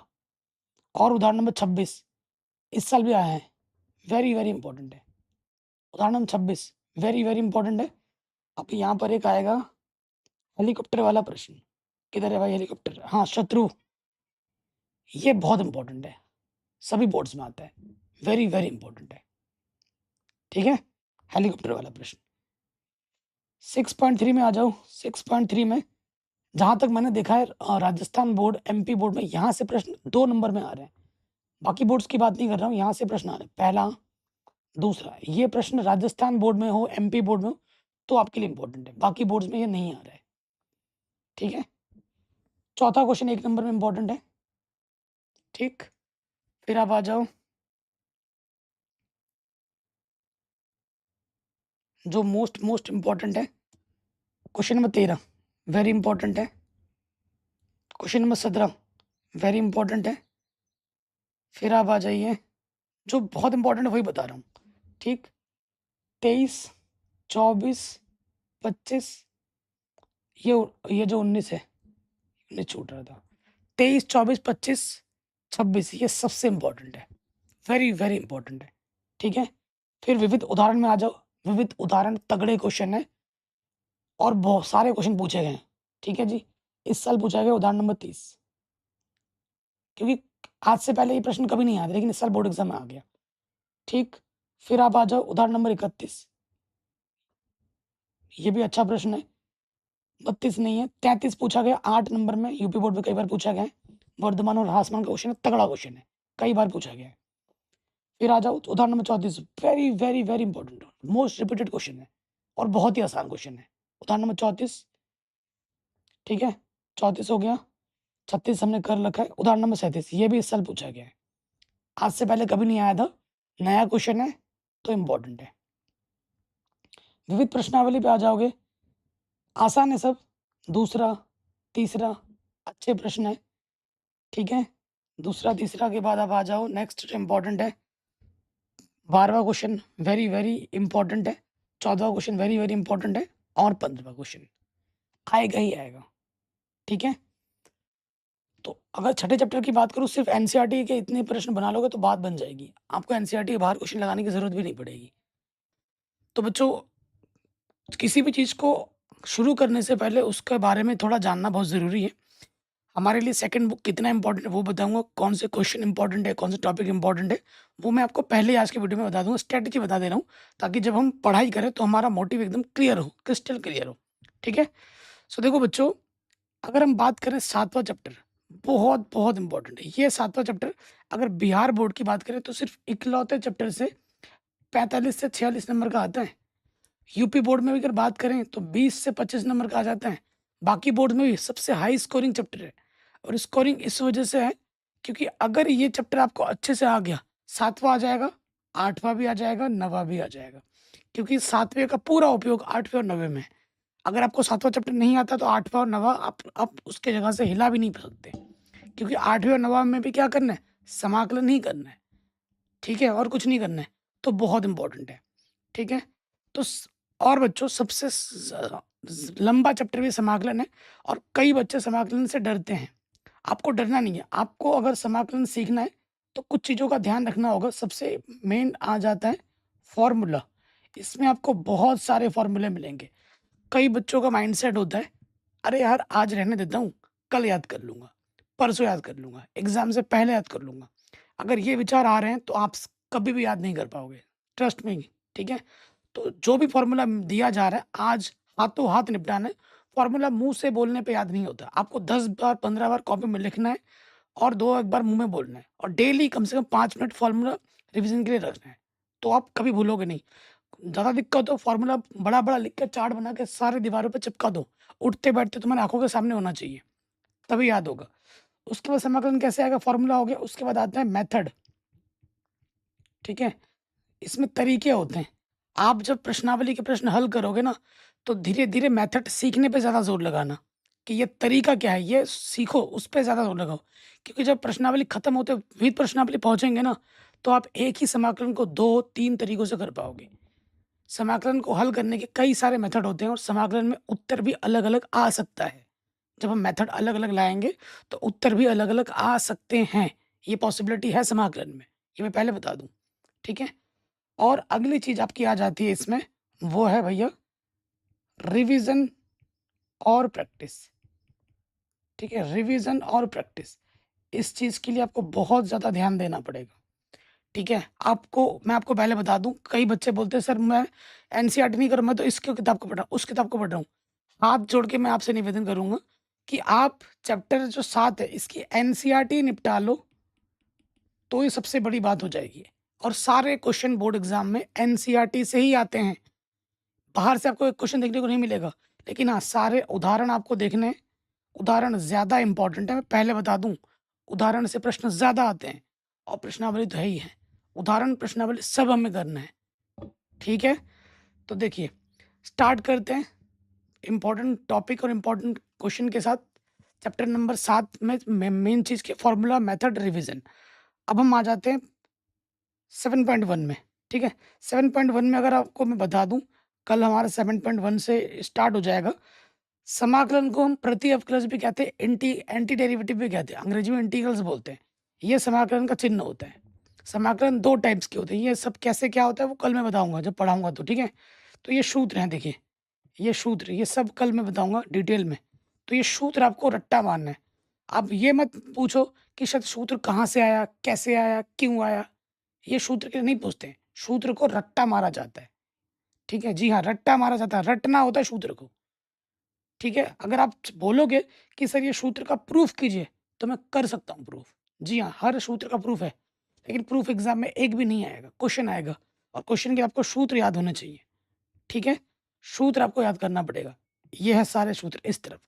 इस तरफ है अवकलज के सूत्र जो आपको पहले याद हो गए होंगे, अब समाकलन का याद करना है। ये सारे सूत्र आपके समाकलन के हैं, ठीक है? कल आपको मिल जाएँगे। और मैं इम्पोर्टेंट क्वेश्चंस की बात करूँ, 7 पॉइंट जब प्रश्नावली 1 पढ़ेंगे हम, 7.1 प्रश्नावली से बोर्ड एग्ज़ाम में हो सकता है क्वेश्चन आए या क्वेश्चन ना भी आए। इसका मतलब ये नहीं कि आपको नहीं पढ़ना है, क्योंकि सीढ़ी दर सीढ़ी चढ़ोगे। पहली सीढ़ी तुम नहीं चढ़ोगे, दूसरे पैर रखो, धड़ाम से नीचे गिरोगे। प्रश्नावली 7.1 आएगी तो 2 आएगी, 2 आएगी तो 3 आएगी, 3 आएगी तो 4 आएगी, ऐसा है। तो किसी प्रश्नावली के प्रश्नों को हम स्किप नहीं कर सकते। सब हमारे लिए इम्पोर्टेंट है, ठीक है? ये चीज़ ध्यान रखिए। तो उदाहरण पे आ जाते हैं। अगर आता भी है तो यहाँ से 1 नंबर का प्रश्न आता है। कितने नंबर का बच्चों? 1 नंबर का। तो ये जो उदाहरण नंबर 3 है ये इम्पोर्टेंट है, ठीक है? ये सारे उदाहरण कल हम करेंगे, टेंशन वाली कोई बात नहीं है। मैं यहाँ पर इम्पोर्टेंट बता रहा हूँ, लेकिन करेंगे सब हम, सारे उदाहरण करेंगे, ठीक है? 7.1 में आ जाओ। 7.1 में जब आओगे तो आपको क्वेश्चन नंबर 10 में मार्क करवा दे रहा हूँ।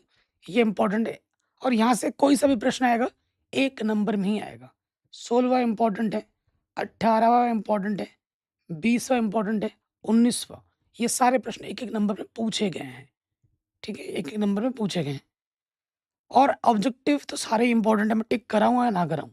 तो 7.1 से जो बोर्ड एग्ज़ाम में प्रश्न आता है, वो आता है सिर्फ़ 1 नंबर का, 1 प्रश्न, ठीक है?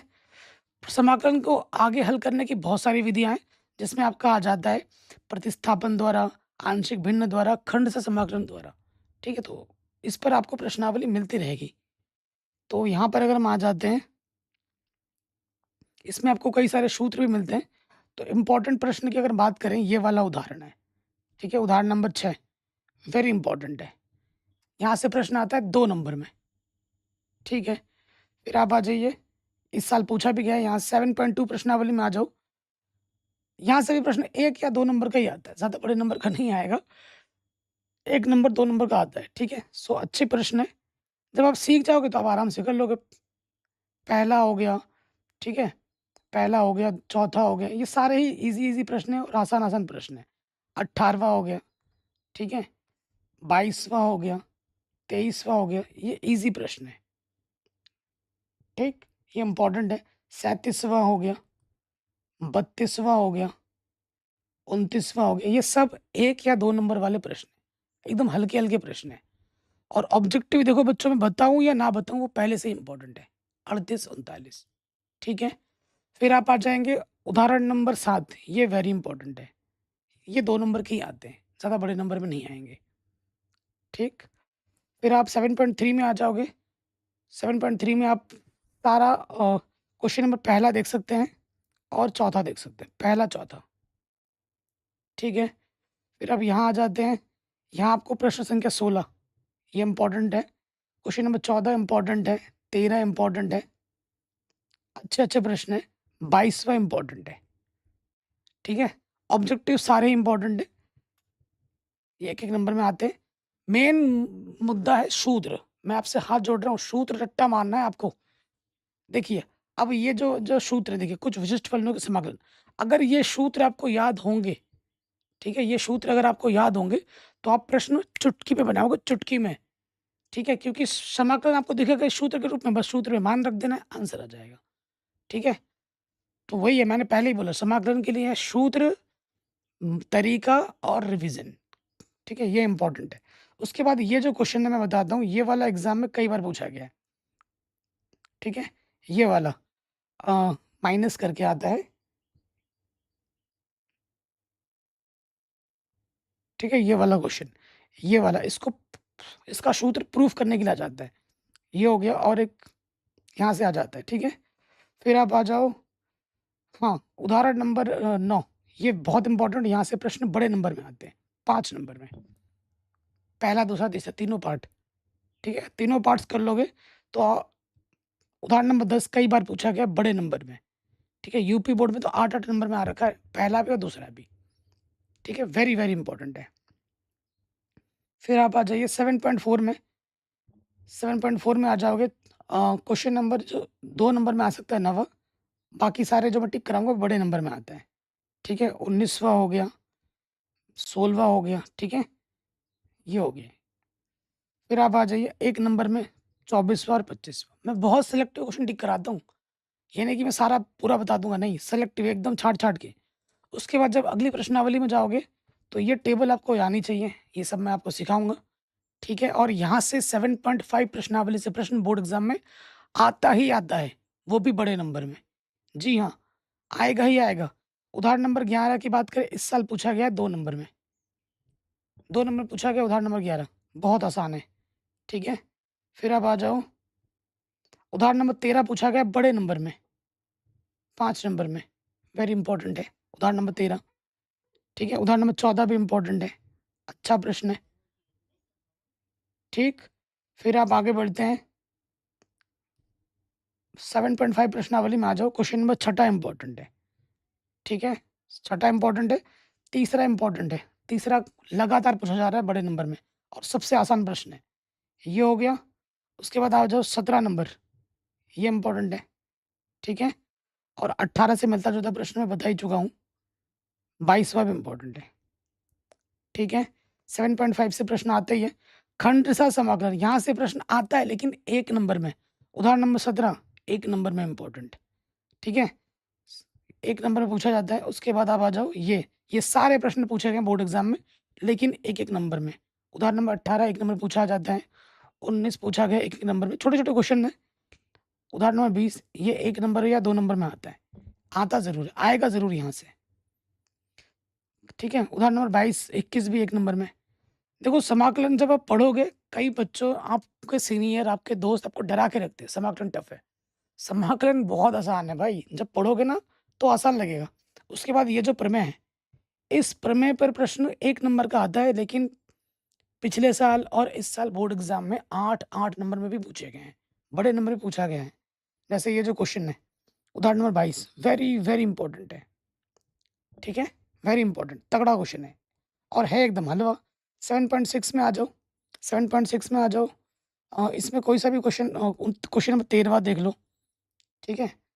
सारे एक जैसे हैं, क्वेश्चन नंबर 8वां इम्पोर्टेंट है, लेकिन जो मोस्ट इम्पोर्टेंट है वो 16 है, 17 है, 19 है, 18 है, ठीक है? ये प्रश्न अच्छे हैं। 23 है, 1 नंबर में पूछा गया है, ठीक है? 24 है, ये 1 नंबर में इम्पोर्टेंट है, फिर देखिए सूत्र डायरेक्ट ये इस टाइप के अगर दिखेंगे आपको क्या लगाना है, सिर्फ फॉर्मूला लगाना है। देखो इस वाले का फॉर्मूला ये होता है, इस वाले का फॉर्मूला ये होता है, मैं यहाँ मार्क कर दे रहा हूँ, फॉर्मूला बेस्ड क्वेश्चन। और ये जो मैंने अभी टिक किया है इसको आपको रट्टा मार लेना है, क्योंकि 8वें चैप्टर से एक क्वेश्चन आता है 5 नंबर का या फिर 8 नंबर का, वो उसमें सिर्फ एक ही फॉर्मूला लगेगा 8वें चैप्टर में, एक ही फॉर्मूला, और वो है ये फॉर्मूला। ठीक है, तो इसको तो रट भूलना ही नहीं है। इस पर प्रश्न एक बड़ा नंबर का आएगा 8वें चैप्टर से, बस उसमें यही सूत्र लगना होता है। और ये याद कर लोगे, सूत्र बन देखो जैसे ये प्रश्न है, इसको सूत्र के रूप में बना दिया, सूत्र में मान रखेंगे, आंसर हो गया। तो क्वेश्चन नंबर 23 भी इंपॉर्टेंट है, ये 2 नंबर में आते हैं, 24 भी इंपॉर्टेंट है। ठीक है, ये हो गए, आगे बढ़ते हैं। ठीक है, फिर आप आ जाइए, मैं अच्छे प्रश्नों पे टिक कराऊंगा, मैं फालतू अबाल बवाल पे मैं ये भरूंगा नहीं। ठीक है, अगले प्रश्नावली आ जाओ 7.8 में। 7.8 की अगर हम बात करें, कौन सा इंपॉर्टेंट है,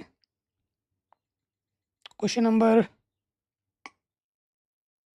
12वां इंपॉर्टेंट है।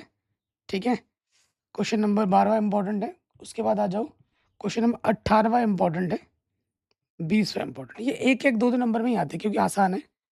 फिर आप आ जाओ, सबसे इंपॉर्टेंट है, ये ऑब्जेक्टिव में बहुत बार पूछा जाता है, 21वां और ये 22वां ऑब्जेक्टिव में बहुत बार पूछे गए हैं। ठीक है, फिर आप आ जाओ नेक्स्ट 7.9 में आ जाओ। 7.9 की अगर मैं बात करूँ, क्वेश्चन नंबर तीसरा इंपॉर्टेंट है, क्वेश्चन नंबर आपका 5वां इंपॉर्टेंट है, चौथा इंपॉर्टेंट है, 8वां इंपॉर्टेंट है। ठीक है, 10वां इंपॉर्टेंट है।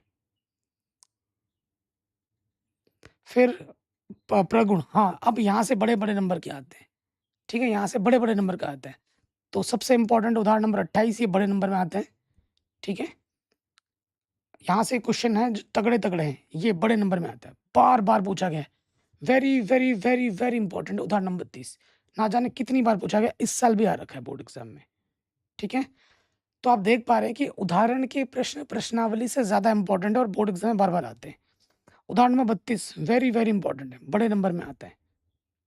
ठीक है, फिर आ जाओ उदाहरण नंबर 33, इस साल पूछा गया है, अगले साल पूछा गया, उससे अगले साल पूछा गया है, बड़े नंबर में आता है।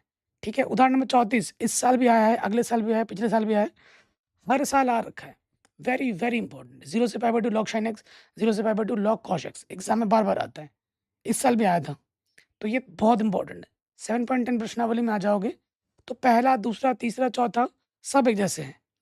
पहला इंपॉर्टेंट है, ठीक है, दूसरा भी इंपॉर्टेंट है, चौथा भी इंपॉर्टेंट है आसान, है बहुत ही आसान। ठीक है, 5वें और छठे में से कोई एक कर लेना। ठीक है, फिर आप आ जाइए क्वेश्चन नंबर 8वां, very very very very very important है। जिस साल मैंने भी बोर्ड एग्जाम में ये आया था 8वां क्वेश्चन, मुझे पता था घर से कि एग्जाम में आने वाला है, क्योंकि हर साल आता है, तो ये बहुत तगड़ा क्वेश्चन है। उसके बाद क्वेश्चन नंबर 16, बहुत तगड़ा क्वेश्चन है। ठीक है, 17वां बहुत ईजी क्वेश्चन है, 8वां 16वां बहुत इंपॉर्टेंट है। ठीक है, 7वां एक बार देख लेना। उसके बाद बात करें और कोई खास क्वेश्चन नहीं है। विविध उदाहरण पे आ जाओ, विविध उदाहरण पे आ जाओ, विविध उदाहरण पे question number 38, very very important, ये बड़े नंबर में ही आता है। ठीक है, अगर मेरे बात पे विश्वास नहीं है, आप पेपर उठा के देख लो, कोई सा भी पेपर उठाओ और देख लेना। उदाहरण नंबर 39, वेरी वेरी इंपॉर्टेंट है, विविध प्रश्न उदाहरण विविध प्रश्नावली से भी ज़्यादा इंपॉर्टेंट है। 40 भी एक बार देख लेना, 40 पूछा उतना नहीं गया। 41 वेरी इंपॉर्टेंट है, सीधे बड़े बड़े नंबर में। और हर साल जो परमानेंट है, हर साल 8 नंबर में, बड़े नंबर में, चाहे कोई सा भी बोर्ड आता ही आता है, वह है उदाहरण नंबर 22, हर साल परमानेंट। तुम किसी भी साल का पेपर उठा के देख लो, किसी भी साल का कोई सा भी सेट उठाओ, ये प्रश्न तुम्हें ज़रूर मिलेगा, उदाहरण नंबर 42 सबसे बड़े नंबर में। ठीक है, कोई सा भी सेट उठा लो, किसी भी साल का। अब विविध प्रश्नावली की बात करें, विविध प्रश्नावली में क्वेश्चन नंबर 8 1 नंबर में इंपॉर्टेंट है, 7वां 2 नंबर में इंपॉर्टेंट है। ठीक है, विविध प्रश्नावली में ज़्यादा कुछ खास क्वेश्चन है नहीं जो एग्जाम में आते हैं, उदाहरण के ज़्यादा आते हैं।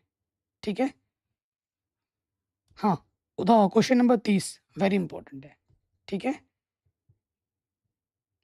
जी, देखो मैं बहुत सिलेक्टिव बता रहा हूँ, है ना, ये नहीं कि मैं सारे पे टिक करा रहा हूँ, नहीं, नहीं करा रहा। तो ये हो गया चैप्टर नंबर हमारा फिनिश 7वां। अब आ जाओ 8वां चैप्टर। 8वां चैप्टर देखो, 8वां चैप्टर और 9वां चैप्टर आप अगर आपका 7वां चैप्टर कंप्लीट है अच्छे से, आप सोचोगे 8वां भी हो गया 9वां भी हो गया, क्योंकि 8वें और 9वें में समाकलन ही करना होता है। ठीक है? तो इसीलिए कहता हूँ समाकलन को अच्छे से पढ़ो। भले ही थोड़ा टाइम लग रहा है, लगने दो, क्योंकि समाकलन अगर आ गया तो 8वां भी आ जाएगा, 9वां भी आ जाएगा। 10वां, 11वां, 12वां चैप्टर तो है ही आसान, 13वां तो है ही आसान। ठीक है? क्योंकि जैसे ही 7वां चैप्टर खत्म होगा, 8वां भी आ गया, 9वां भी आ गया, ये मेरा कहना है।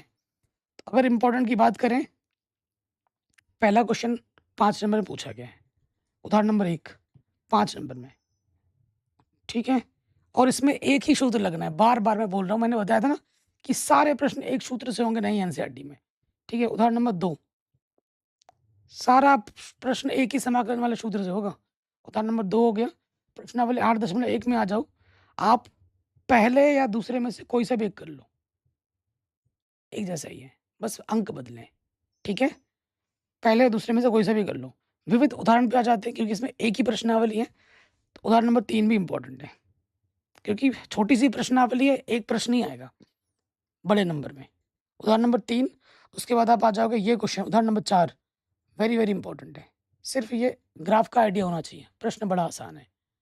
फिर आ जाओ विविध प्रश्नावली में। विविध प्रश्नावली में क्वेश्चन नंबर 2, क्वेश्चन नंबर 3, बस खत्म। ठीक है? इतने प्रश्न बनाने हैं, उनमें से एक आएगा ही आएगा आपके सेट में।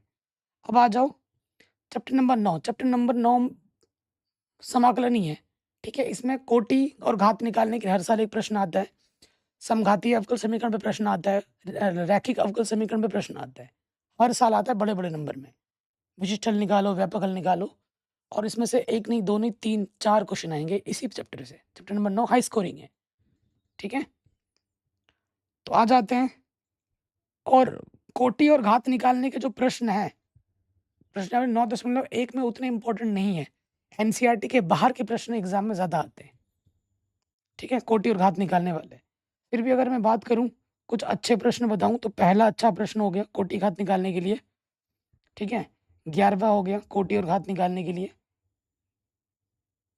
4 हो गया, 12वां हो गया। कोटि और घात निकालने के लिए 2 नंबर का प्रश्न हर साल आता है। ठीक है? उसके बाद आप आ जाओ नेक्स्ट 9.2 में कुछ नहीं करना। 9.2 में सिर्फ 11वां और 12वां ऑब्जेक्टिव देख लेना 1 नंबर में, और कुछ नहीं आएगा, कुछ भी नहीं आएगा। ठीक है? फिर आप आ जाओ, अगला जो टॉपिक होता है, एक्स वाले को एक तरफ करना होता है, वाई वाले को एक तरफ करना होता है, और हमें हल निकालना होता है। तो ये क्वेश्चन आता है 1 या 2 नंबर में। उदाहरण नंबर 4 और 5 हर साल आता है। या तो 4 आ जाएगा या 5 आ जाएगा, लेकिन आएगा ज़रूर। ठीक है? उदाहरण नंबर 4 और 5 वेरी, वेरी इंपॉर्टेंट है। उदाहरण नंबर 6 बड़े नंबर में इम्पोर्टेंट है आसान, बहुत आसान है, और बड़े नंबर में इम्पोर्टेंट है। ठीक है? फिर आप आ जाइए, उदाहरण नंबर 7 को भी देख लीजिए। ये अच्छे प्रश्न हैं, आसान प्रश्न हैं, और एग्ज़ाम में पूछे गए हैं। ठीक है? फिर अगर आप उत्तराखंड बोर्ड में हो, एमपी बोर्ड में हो, राजस्थान बोर्ड में हो, तो उदाहरण नंबर 9 ज़रूर करना। यूपी बोर्ड में हालाँकि कभी पूछा नहीं गया है उदाहरण नंबर 9, लेकिन बाकी उत्तराखंड बोर्ड में हो, अगर आप एमपी बोर्ड के बच्चे हो, राजस्थान बोर्ड के बच्चे हो, तो उदाहरण नंबर 9 ज़रूर करो। ठीक है? और बच्चों ये भी है कि यूपी बोर्ड वाले भी कर ही लेना, क्योंकि यूपी बोर्ड में अब देखा जा रहा है पिछले 2 साल से नए-नए क्वेश्चन डाले जा रहे हैं। तो ये आज से पहले नहीं आया, लेकिन हो सकता है इस साल डाल दे, तो करके ज़रूर जाना, इम्पोर्टेंट क्वेश्चन है। 9.3 में आ जाओगे। 9.3 के जो इम्पोर्टेंट तगड़े प्रश्न हैं, question number 10 very, very important है। ठीक है? मैं बहुत सिलेक्टिव क्वेश्चन टिक करा दूँ, पहला वाला इम्पोर्टेंट है। ठीक है जी? उसके बाद विशिष्ट हल में 11वां प्रश्न इम्पोर्टेंट है। 11वां प्रश्न इम्पोर्टेंट है। उसके बाद आप आ जाते हैं, 17वां प्रश्न इम्पोर्टेंट है। ठीक है? और ये जो मैं टिक करवाने वाला हूँ बाकी प्रश्न, वो उत्तराखंड बोर्ड, एमपी बोर्ड वाले बच्चों के लिए 21, 20, 21, 22, ये यूपी बोर्ड वालों के लिए नहीं है। बाकी जो ये ऑब्जेक्टिव है, ये सभी बोर्ड्स के लिए। 23वां इम्पोर्टेंट है, बार-बार पूछा जाता है। ठीक है? अब आता है समघातीय, मैं जो जो बोल रहा था कि आता ही आता है।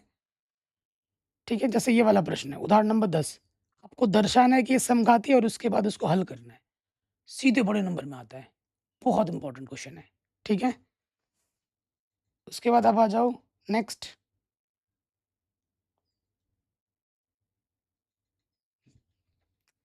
9.4 में 9.4 का question number 10 very very important है, ठीक है? ये क्वेश्चन बार-बार एग्ज़ाम पूछा गया है। फिर 11वां क्वेश्चन बहुत इंपॉर्टेंट है, 11वां हो गया। फिर आप आ जाओ यहाँ पे 14वां क्वेश्चन बहुत इंपॉर्टेंट है, ठीक है? और 16वां और 17 एक-एक नंबर में इंपॉर्टेंट है, पूछे गए हैं सारे प्रश्न। फिर रैखिक अवकल समीकरण हर साल आता ही आता है, इसमें आ जाओ, रैखिक अवकल समीकरण में आ जाओ, ठीक है? आसान-आसान प्रश्न एग्ज़ाम में आते हैं। हाँ, ये आ जाओ उदाहरण नंबर 16। आपको तरीका आ जाएगा तो कोई सा भी प्रश्न कर सकते हो।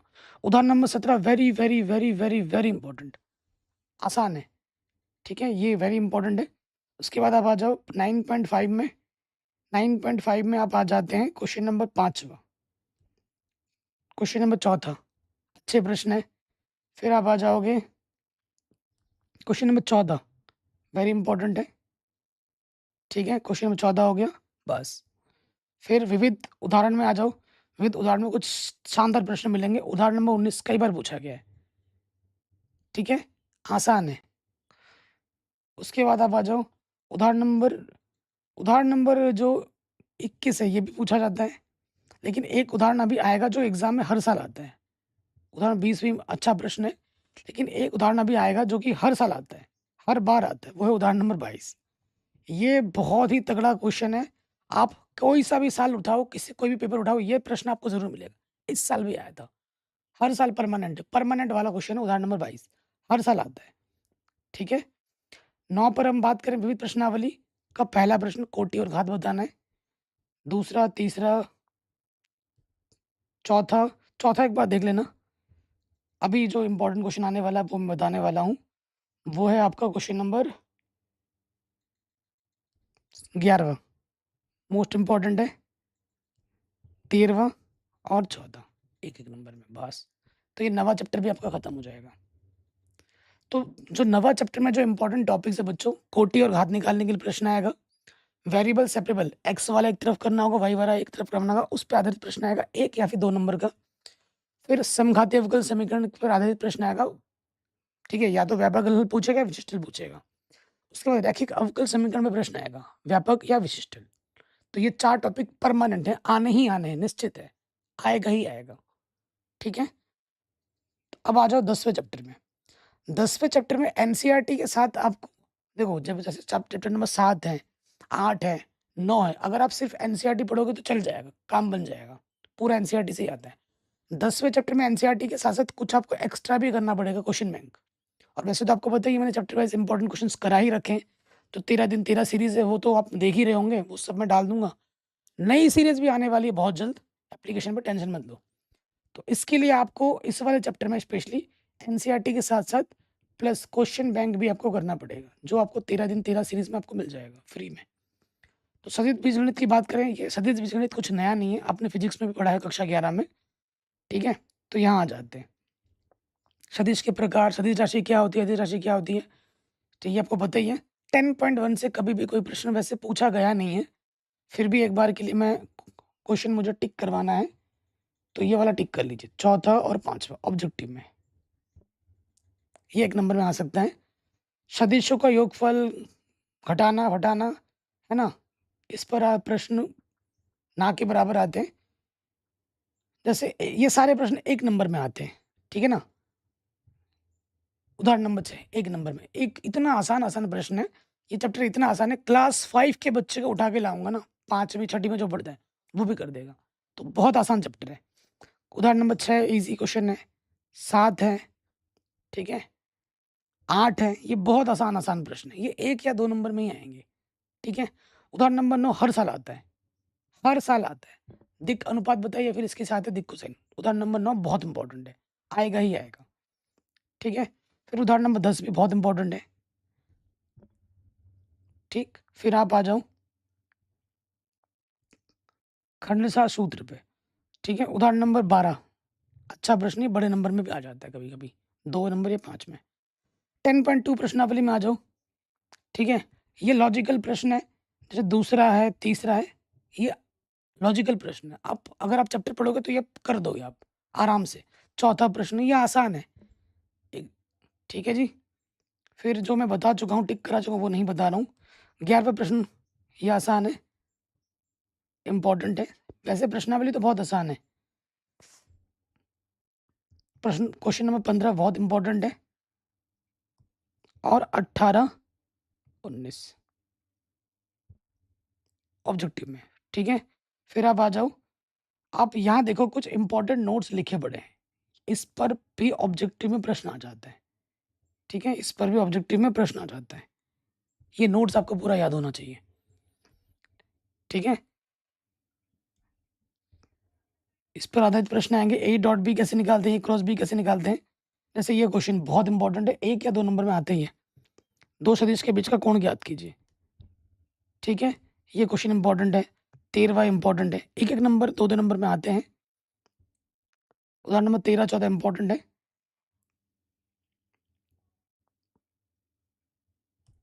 फिर आ जाओ ये लंबवत, उदाहरण नंबर 15वां इंपॉर्टेंट है, 2 नंबर में आता है, बहुत आसान है। हाँ, 5 नंबर में एक क्वेश्चन परमानेंट आएगा ही आएगा। उदाहरण नंबर 19 या फिर 20 में से एक क्वेश्चन सेट में फंस ही जाएगा आपके। आना तो दोनों है, आपके इस नसीब में कौन सा सेट है वो आप नहीं जानते। 19 और 20 दोनों आएंगे बोर्ड एग्जाम में, लेकिन आपके नसीब में हो सकता है 19 आ जाए या 20 आ जाए, आएगा ज़रूर। 19 और 20 में से एक क्वेश्चन ज़रूर आएगा, पक्का पक्का आएगा, ठीक है? उदाहरण नंबर 21 भी इंपॉर्टेंट है। तो आप देख रहे हैं मैं उदाहरण ज़्यादा टिक करा रहा हूँ, क्योंकि उदाहरण ज़्यादा आता है बोर्ड एग्जाम में, ठीक है जी? इंपॉर्टेंट में उदाहरण ज़्यादा है। 10.3 में आ जाओ। 10.3 में क्वेश्चन नंबर तीसरा, ठीक है? तीसरा इंपॉर्टेंट हो गया, छठा इंपॉर्टेंट हो गया, ये सब 1-1 नंबर में इंपॉर्टेंट है। फिर आप आ जाओ, 10वां इंपॉर्टेंट हो गया, ठीक? फिर आपका 13वां क्वेश्चन हर साल आता है, वेरी वेरी इंपॉर्टेंट है। 17 और 18, ठीक? कुछ ऐसे क्वेश्चन भी है जो एनसीईआरटी में नहीं है, मैं बार-बार बोल रहा हूँ, वो एग्ज़ाम में आते हैं, वो मैंने पढ़ा रखा है। फिर आ जाओ ये प्रेक्षण जो आप देख रहे हैं, इस पर आधारित प्रश्न एग्ज़ाम में आते हैं, ऑब्जेक्टिव में, तो इसको देख लीजिएगा।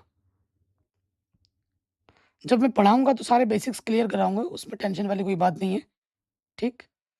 उदाहरण नंबर 23 इंपॉर्टेंट है, बहुत ही तगड़ा है, ठीक? फिर आप बढ़ोगे यहाँ पे, त्रिभुज का क्षेत्रफल ज्ञात कीजिए।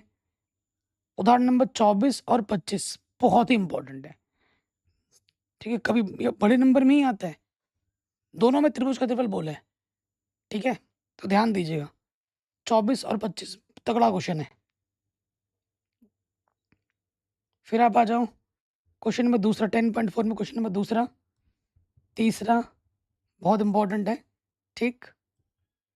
फिर आप जो 7वां क्वेश्चन बहुत इंपॉर्टेंट है, जो मैं टिक करा चुका हूँ वो नहीं बताऊंगा। 11वां, 12वां ये आसान प्रश्न है। फिर आप आ जाओगे विविध उदाहरण, यहाँ पर ये उतने इंपॉर्टेंट नहीं है। विविध प्रश्नावली में आ जाओ, विविध प्रश्नावली का क्वेश्चन नंबर 5वां इंपॉर्टेंट है, ठीक है? 6ठा इंपॉर्टेंट है। फिर 7वां इंपॉर्टेंट, 2 नंबर पूछा जाता है। 9वां नंबर इंपॉर्टेंट है, ठीक? 11वां अच्छा प्रश्न है और 16, 17 बस ये एक नंबर में, और 18, 19 बार-बार पूछा जाता है। बहुत आसान है, very very easy and very very important, ठीक है? तो ये हो गया। अब आ जाओ अगले प्रश्नावली में, चैप्टर नंबर 11, सबसे आसान, सबसे हाई स्कोरिंग। अगर मुझे बताना हो पूरे किताब में सबसे आसान चैप्टर क्या है, जिसमें बहुत ही मेरा दिमाग कम लगेगा, और ये चैप्टर इतना आसान है कि एक दिन पढ़ोगे तो एक दिन में ही आपको पूरा चैप्टर खत्म हो जाएगा, ठीक है? और इस सिंगल चैप्टर से मैं बता सकता हूँ आपका 12 से 15 नंबर आ जाएगा, इस इकलौते चैप्टर से, 11वें चैप्टर से। इतना आसान है और इतना इंपॉर्टेंट है, त्रिविमीय ज्यामिति, ठीक है? तो इसको देखते हैं, इसमें क्या-क्या इंपॉर्टेंट है, ठीक है? वैसे उदाहरण नंबर 2 1 नंबर में आता है, दिक् कोसाइन निकालने के लिए। उदाहरण नंबर 1 भी 1 नंबर में आता है। ये सारे प्रश्न पूछे गए हैं। उदाहरण नंबर 3 2 नंबर में आता है। देख रहे हो? एक फँस ही जाना है, एक 2 नंबर में यहाँ से फँस जाना है एक, ठीक? उसके बाद आ जाओ एक्स, वाई, ज़ेड अक्षरों के दिक् कोसाइन ज्ञात कीजिए, 1 नंबर में आता है। ये चारों उदाहरण तगड़े हैं और इन चारों में से 5वां भी कम से कम इस 5 उदाहरण में से 2 क्वेश्चन फँस जाएगा आपका। 1 नहीं 2 फँसेगा। छोटे-छोटे नंबर में, 1-1 2 नंबर में। 5 कर लिए, प्रश्नावली 11.1 करने की कोई ज़रूरत नहीं। ये उदाहरण 5 कर लिए, यही बहुत है। 11.1 से कुछ भी नहीं आएगा। ठीक है? अब हम आ जाते हैं नेक्स्ट। देखिए, यहाँ पर कोण ज्ञात कीजिए, 5 नंबर का क्वेश्चन आता है। या तो देखो, रेखा का जो समीकरण है वो 2 रूप में आता है। एक होता है कार्तीय रूप, एक होता है ये, ठीक है, रैखिक रूप। सदिश समीकरण कहते हैं और एक कार्तीय समीकरण। सदिश समीकरण आ सकता है या फिर कार्तीय समीकरण आ सकता है। जैसे ये क्वेश्चन 5 नंबर में आता है। ये दो रेखा दी गई है, इनके बीच का कोण निकालना है, 5 नंबर, ठीक है? ये हो गया आपका 5 नंबर का क्वेश्चन, या तो सदिश में आएगा या कार्तीय में आएगा। ये उदाहरण नंबर 8 कार्तीय में है। तो 7वां और 8वां तगड़ा क्वेश्चन है। 7वें और 8वें से एक प्रश्न आ जाएगा आपके बोर्ड एग्जाम में, ठीक है? आएगा दोनों आपके सेट में, हो सकता है रैखिक आ जाए या फिर कार्तीय आ जाए। 7वां और 8वां इनमें से एक क्वेश्चन आएगा 5 नंबर में, सीधे 5 नंबर, ठीक हो गया? आएगा पक्का। फिर आ जाओ, 2 रेखाओं के बीच की न्यूनतम दूरी, हर साल आता है, हर साल आता है। कोई सा भी सेट उठा के देख लो, मिलेगा ही मिलेगा। उदाहरण नंबर 9, ठीक है?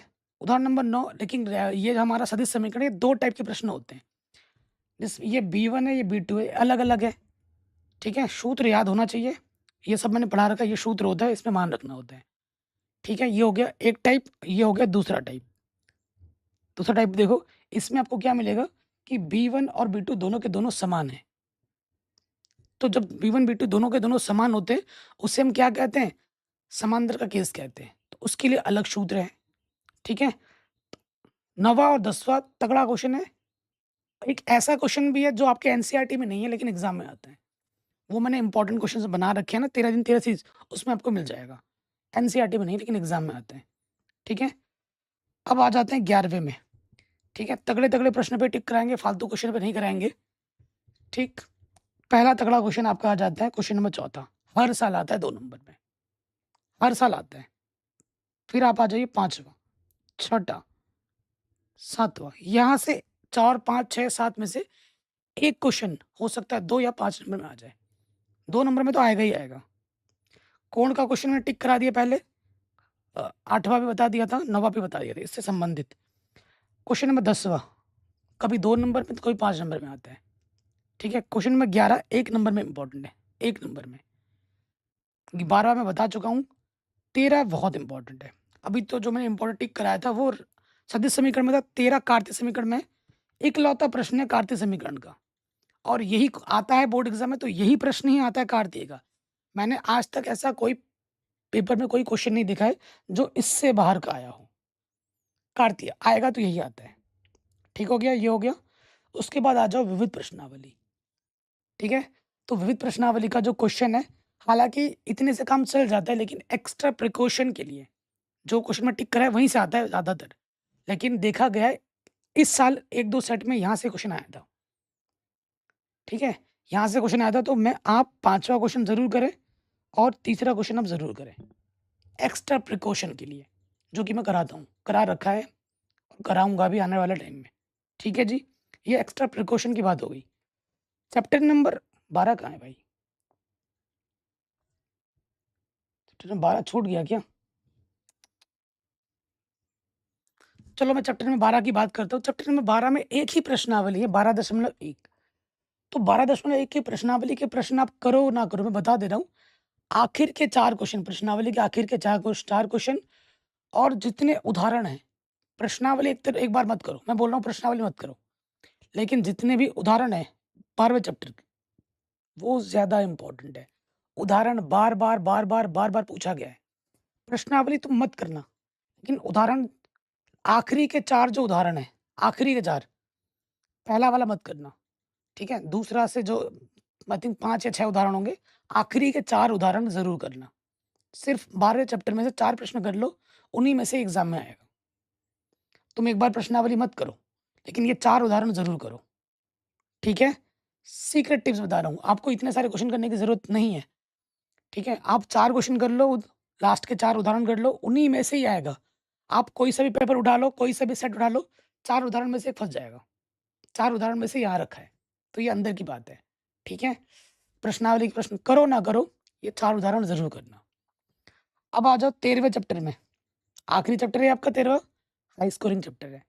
प्रायिकता पढ़ाने से कई सारे टीचर डरते हैं। कक्षा 10 में जो प्रायिकता आपको बहुत आसान लगती थी, कक्षा 12 आते-आते वही प्रायिकता आपको बहुत टफ लगने लगती है, बहुत ज़्यादा टफ लगती है। अगर ढंग से नहीं पढ़ोगे तो है भी टफ, लेकिन मेरे से पढ़ोगे तो सबसे आसान लगेगी। प्रायिकता में 3 टॉपिक जो एग्ज़ाम में हर साल आता है, वो है बच्चों, सहप्रतिबंध प्रायिकता का प्रश्न बड़े नंबर में आता ही आता है, ठीक है? बेज प्रमेय का प्रश्न आता ही आता है, स्वतंत्र घटना का प्रश्न आता ही आता है। ये 3 टॉपिक हैं जिस पे प्रश्न आएँगे ही आएँगे, 100%, ठीक है? और वो कौन से क्वेश्चन हैं जो हर साल आते हैं, वो मैं आपको बताता हूँ, ठीक है?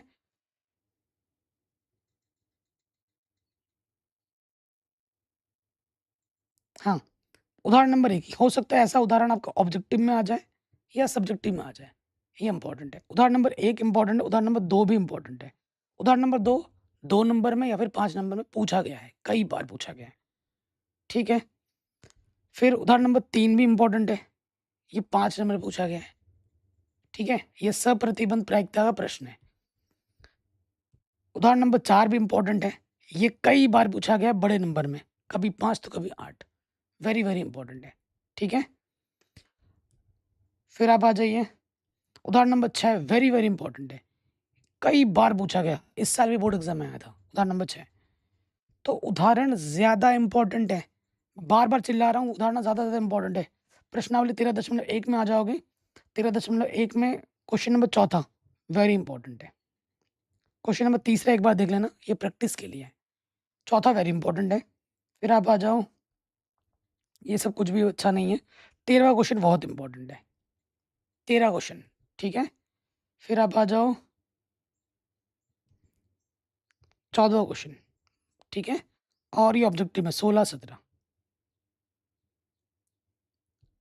प्रायिकता का गुणन नियम, यहाँ से प्रश्न आता है बड़े नंबर में, प्रायिकता गुणन नियम, ठीक है? ये क्वेश्चन कई बार पूछा गया, उदाहरण नंबर 8।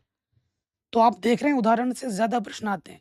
अगर आपको मेरे कहने पे थोड़ा-सा भी डाउट हो, मैंने जितने भी उदाहरण बोले हैं आप पेपर में दे उठा के देख लीजिए। अगर पेपर में प्रश्न ना आए, तो मेरा नाम बदल देना। बच्चों, तो कहने का मतलब आपने इतनी कल भी देखा, आज भी देखा, मैंने सबसे ज़्यादा टिक उदाहरण पे कराए हैं। उदाहरण ज़्यादा आते हैं। तो अगर अभी भी आप उदाहरण के प्रश्नों को आप नहीं कर रहे हैं, बहुत से बच्चे ऐसे होते हैं, क्या सोचते हैं कि भैया हमने तो कॉन्सेप्ट हमारा क्लियर हम कर लेंगे, लेकिन मैथ में ना बच्चों प्रैक्टिस मैटर करता है। कोई क्वेश्चन अगर आपने एक बार किया हुआ है, पहले किया हुआ है और अगर एग्ज़ाम में आएगा तो फट से कर दोगे और कोई क्वेश्चन आपने नहीं किया हुआ है, उससे संबंधित कॉन्सेप्ट आपको पता है। तो जब देखोगे तो आपको थोड़ा दिमाग लगाना पड़ेगा, थोड़ा टाइम लगेगा और हर एक टाइम, हर एक सेकंड हमारे लिए कीमती होता है एग्ज़ाम में। कोई क्वेश्चन जब हमने पहले किया होता है ना, तो एग्ज़ाम में आते ही कॉन्फिडेंस आ जाता है, अरे! ये तो मैंने कर रखा है, धड़ाधड़ कर दोगे। तो इसीलिए ये मत सोचो कि मैं सिर्फ़ प्रश्नावली पढ़ूँगा, मैं उदाहरण नहीं करूँगा। ये थिंकिंग होनी ही नहीं चाहिए। जो भी मैंने टिक करा है एटलीस्ट उनको तो करना ही करना है, बाकी करो ना करो, ठीक है? फिर आ जाओ, ये वाला क्वेश्चन भी ईज़ी है, कई बार पूछा गया है।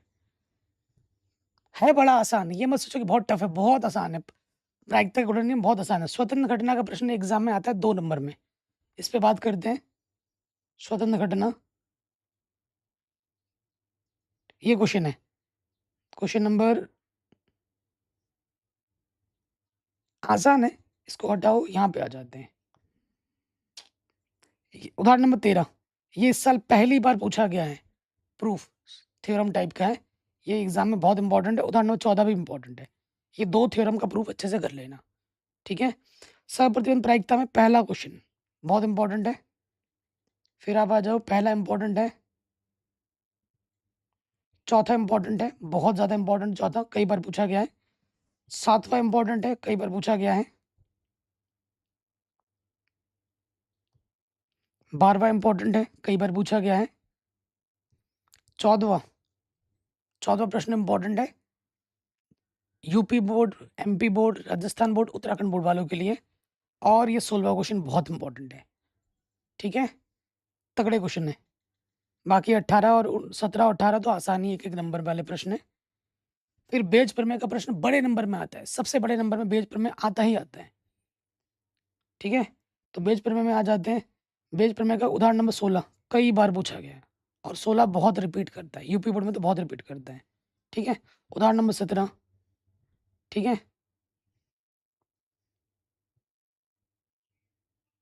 कारखाने वाला, बोल्ट बनाने वाला, ये इम्पोर्टेंट है, बहुत इम्पोर्टेंट है ये, ठीक है? उसके बाद आ जाओ ये सत्य-असत्य बोलने वाला, उदाहरण नंबर 21 मोस्ट इम्पोर्टेंट है, बहुत बार पूछा गया है। 13.3 में आ जाओगे, 13.3 का क्वेश्चन नंबर दूसरा, बहुत बार पूछा गया है, वेरी, वेरी इंपॉर्टेंट है। चौथा इंपॉर्टेंट है, तगड़े-तगड़े प्रश्न हैं ये, ठीक है? स्कूटर वाला क्वेश्चन बहुत इंपॉर्टेंट है, उसमें और एक क्वेश्चन है 12वां, ये कर लेना। इतना कर लो, विविध प्रश्नावली करने की कोई ज़रूरत नहीं, विविध उदाहरण में नहीं आता है। एक बार के लिए उदाहरण नंबर 22 देखना, यूपी बोर्ड में आज से 7-8 साल पहले ये क्वेश्चन पूछा गया था, उदाहरण नंबर 22, एक बार देख लेना, बाकी है बड़ा आसान। बाकी आपको विविध प्रश्नावली करने की कोई ज़रूरत नहीं, यहाँ से कोई क्वेश्चन नहीं आते हैं। एक बार के लिए आप इन ऑब्जेक्टिव को देख लेना, 11, 12 और 13 ऑब्जेक्टिव है। तो बच्चों ये हैं आपके इम्पोर्टेंट क्वेश्चंस चैप्टर वाइज़ जो आते हैं। मैंने टॉपिक्स भी बता दिए, स्ट्रैटेजी भी बता दी, पूरी वीडियो आपने देख ली कल और आज की। 2 दिन मैंने आपको समय दिया इस चीज़ के लिए क्योंकि पहली बुक तो खत्म हो चुकी थी। तो पहली बुक खत्म हो गई तो मैंने बताया पहली बुक के इम्पोर्टेंट बता देता हूँ, टॉपिक्स बता देता हूँ, ताकि आप रिवीजन जब करोगे तो आपके लिए सहूलियत हो जाए। सेकंड बुक अब हम स्टार्ट करेंगे कल से। तो बच्चों मैंने सेकंड बुक स्टार्ट होने से पहले क्या माइंडसेट होना चाहिए, कौन से क्वेश्चन एग्ज़ाम में आते हैं, ताकि थोड़ा रिलैक्स फ़ील करें हम, है ना? और मेरे पे विश्वास बना के रखो, ट्रस्ट में भाइयों-बहनों, मेरे दोस्तों, सबसे आसान लगेगी गणित। जब आप पूरा खत्म करोगे ना, स्टार्टिंग में आपको थोड़ा अजीब लगेगा। मैं भी जब क्लास 12th में था तो अजीब लगता था मुझे। लेकिन ये अजीब कुछ दिन ही लगा, क्योंकि ये अजीब आपको हमेशा लगेगा अगर आप रिवाइज़ नहीं करोगे। मेन चीज़ है जो मैं पढ़ा रहा हूँ डेली का सूत्र याद करना है। जो प्रश्न पढ़ा रहा हूँ उन्हीं को एक बार दोबारा देखना है, रिवीज़न करना है समाकलन में। समाकलन में नए क्वेश्चन बनाओ ना बनाओ वो बात की बात है। जो क्वेश्चन हो जा रहे हैं क्लास में उनको एटलीस्ट घर पे आके 2 बार 4 बार रिवाइज़ करना है और डेली प्रैक्टिस करनी है। आप एनसीईआरटी की समाकलन को एक बार पढ़ने से बात नहीं बनेगी। मैं एक बार पढ़ाऊँगा, आप एक बार घर पे रिवाइज़ करोगे और 2 से 3 बार आपको खुद रिवाइज़ करना है। कुल मिला के जब 4 से 5 बार चैप्टर पढ़ लोगे समाकलन, तब आएगा चैप्टर पूरा तगड़े में। हाँ, आप सोचोगे एक बार पढ़ के पूरा आ जाएगा, नहीं आएगा। और समाकलन अगर आपकी अभी कमज़ोर हो जाएगी, 8वाँ भी छूट जाएगा चैप्टर, 9वाँ भी छूट जाएगा और अगर गिरते-पड़ते आप मैथ में पास भी हो गए, जब आप बीएससी, बीटेक, में जाओगे, तो समाकलन की अलग-अलग किताबें, इंटीग्रल कैलकुलस, अवकलज की अलग किताब है, डिफरेंशियल कैलकुलस, ये सब मैंने पढ़ा रखा है। आपको पीछे अलमारी दिख रही है ना, सब भरी पड़ी है मेरे पास किताबों से, मेरे नोट्स से। और अभी अगर आपका बेस बन गया तो आपको आगे आसान लगेगी। ठीक है बच्चों? तो जिन्होंने भी अभी तक लक्ष्य बैच जॉइन नहीं किया, फटाक से जॉइन कर लीजिए। कल से हमारा समाकलन स्टार्ट हो रहा है, तो ये मौका हाथ से मत जाने देना। ठीक है? कल मैंने क्लास की शेड्यूल भी कर दी है, कल हम समाकलन पढ़ेंगे और फोड़ेंगे। जय हिंद, ठीक है? जितना भी है आज आप देख लीजिए और कल समाकलन के लिए एक्साइटेड मैं बहुत ज़्यादा हूँ, आप भी हो ना? समझना है, ठीक है? नोट्स की चिंता मत कर, नोट्स मैं आपको दे दूँगा, जो कि ऑलरेडी कर भी रखा है और नए नोट्स भी मैं आपको दे दूँगा। जय हिंद, मिलते हैं आपसे नए वीडियो में।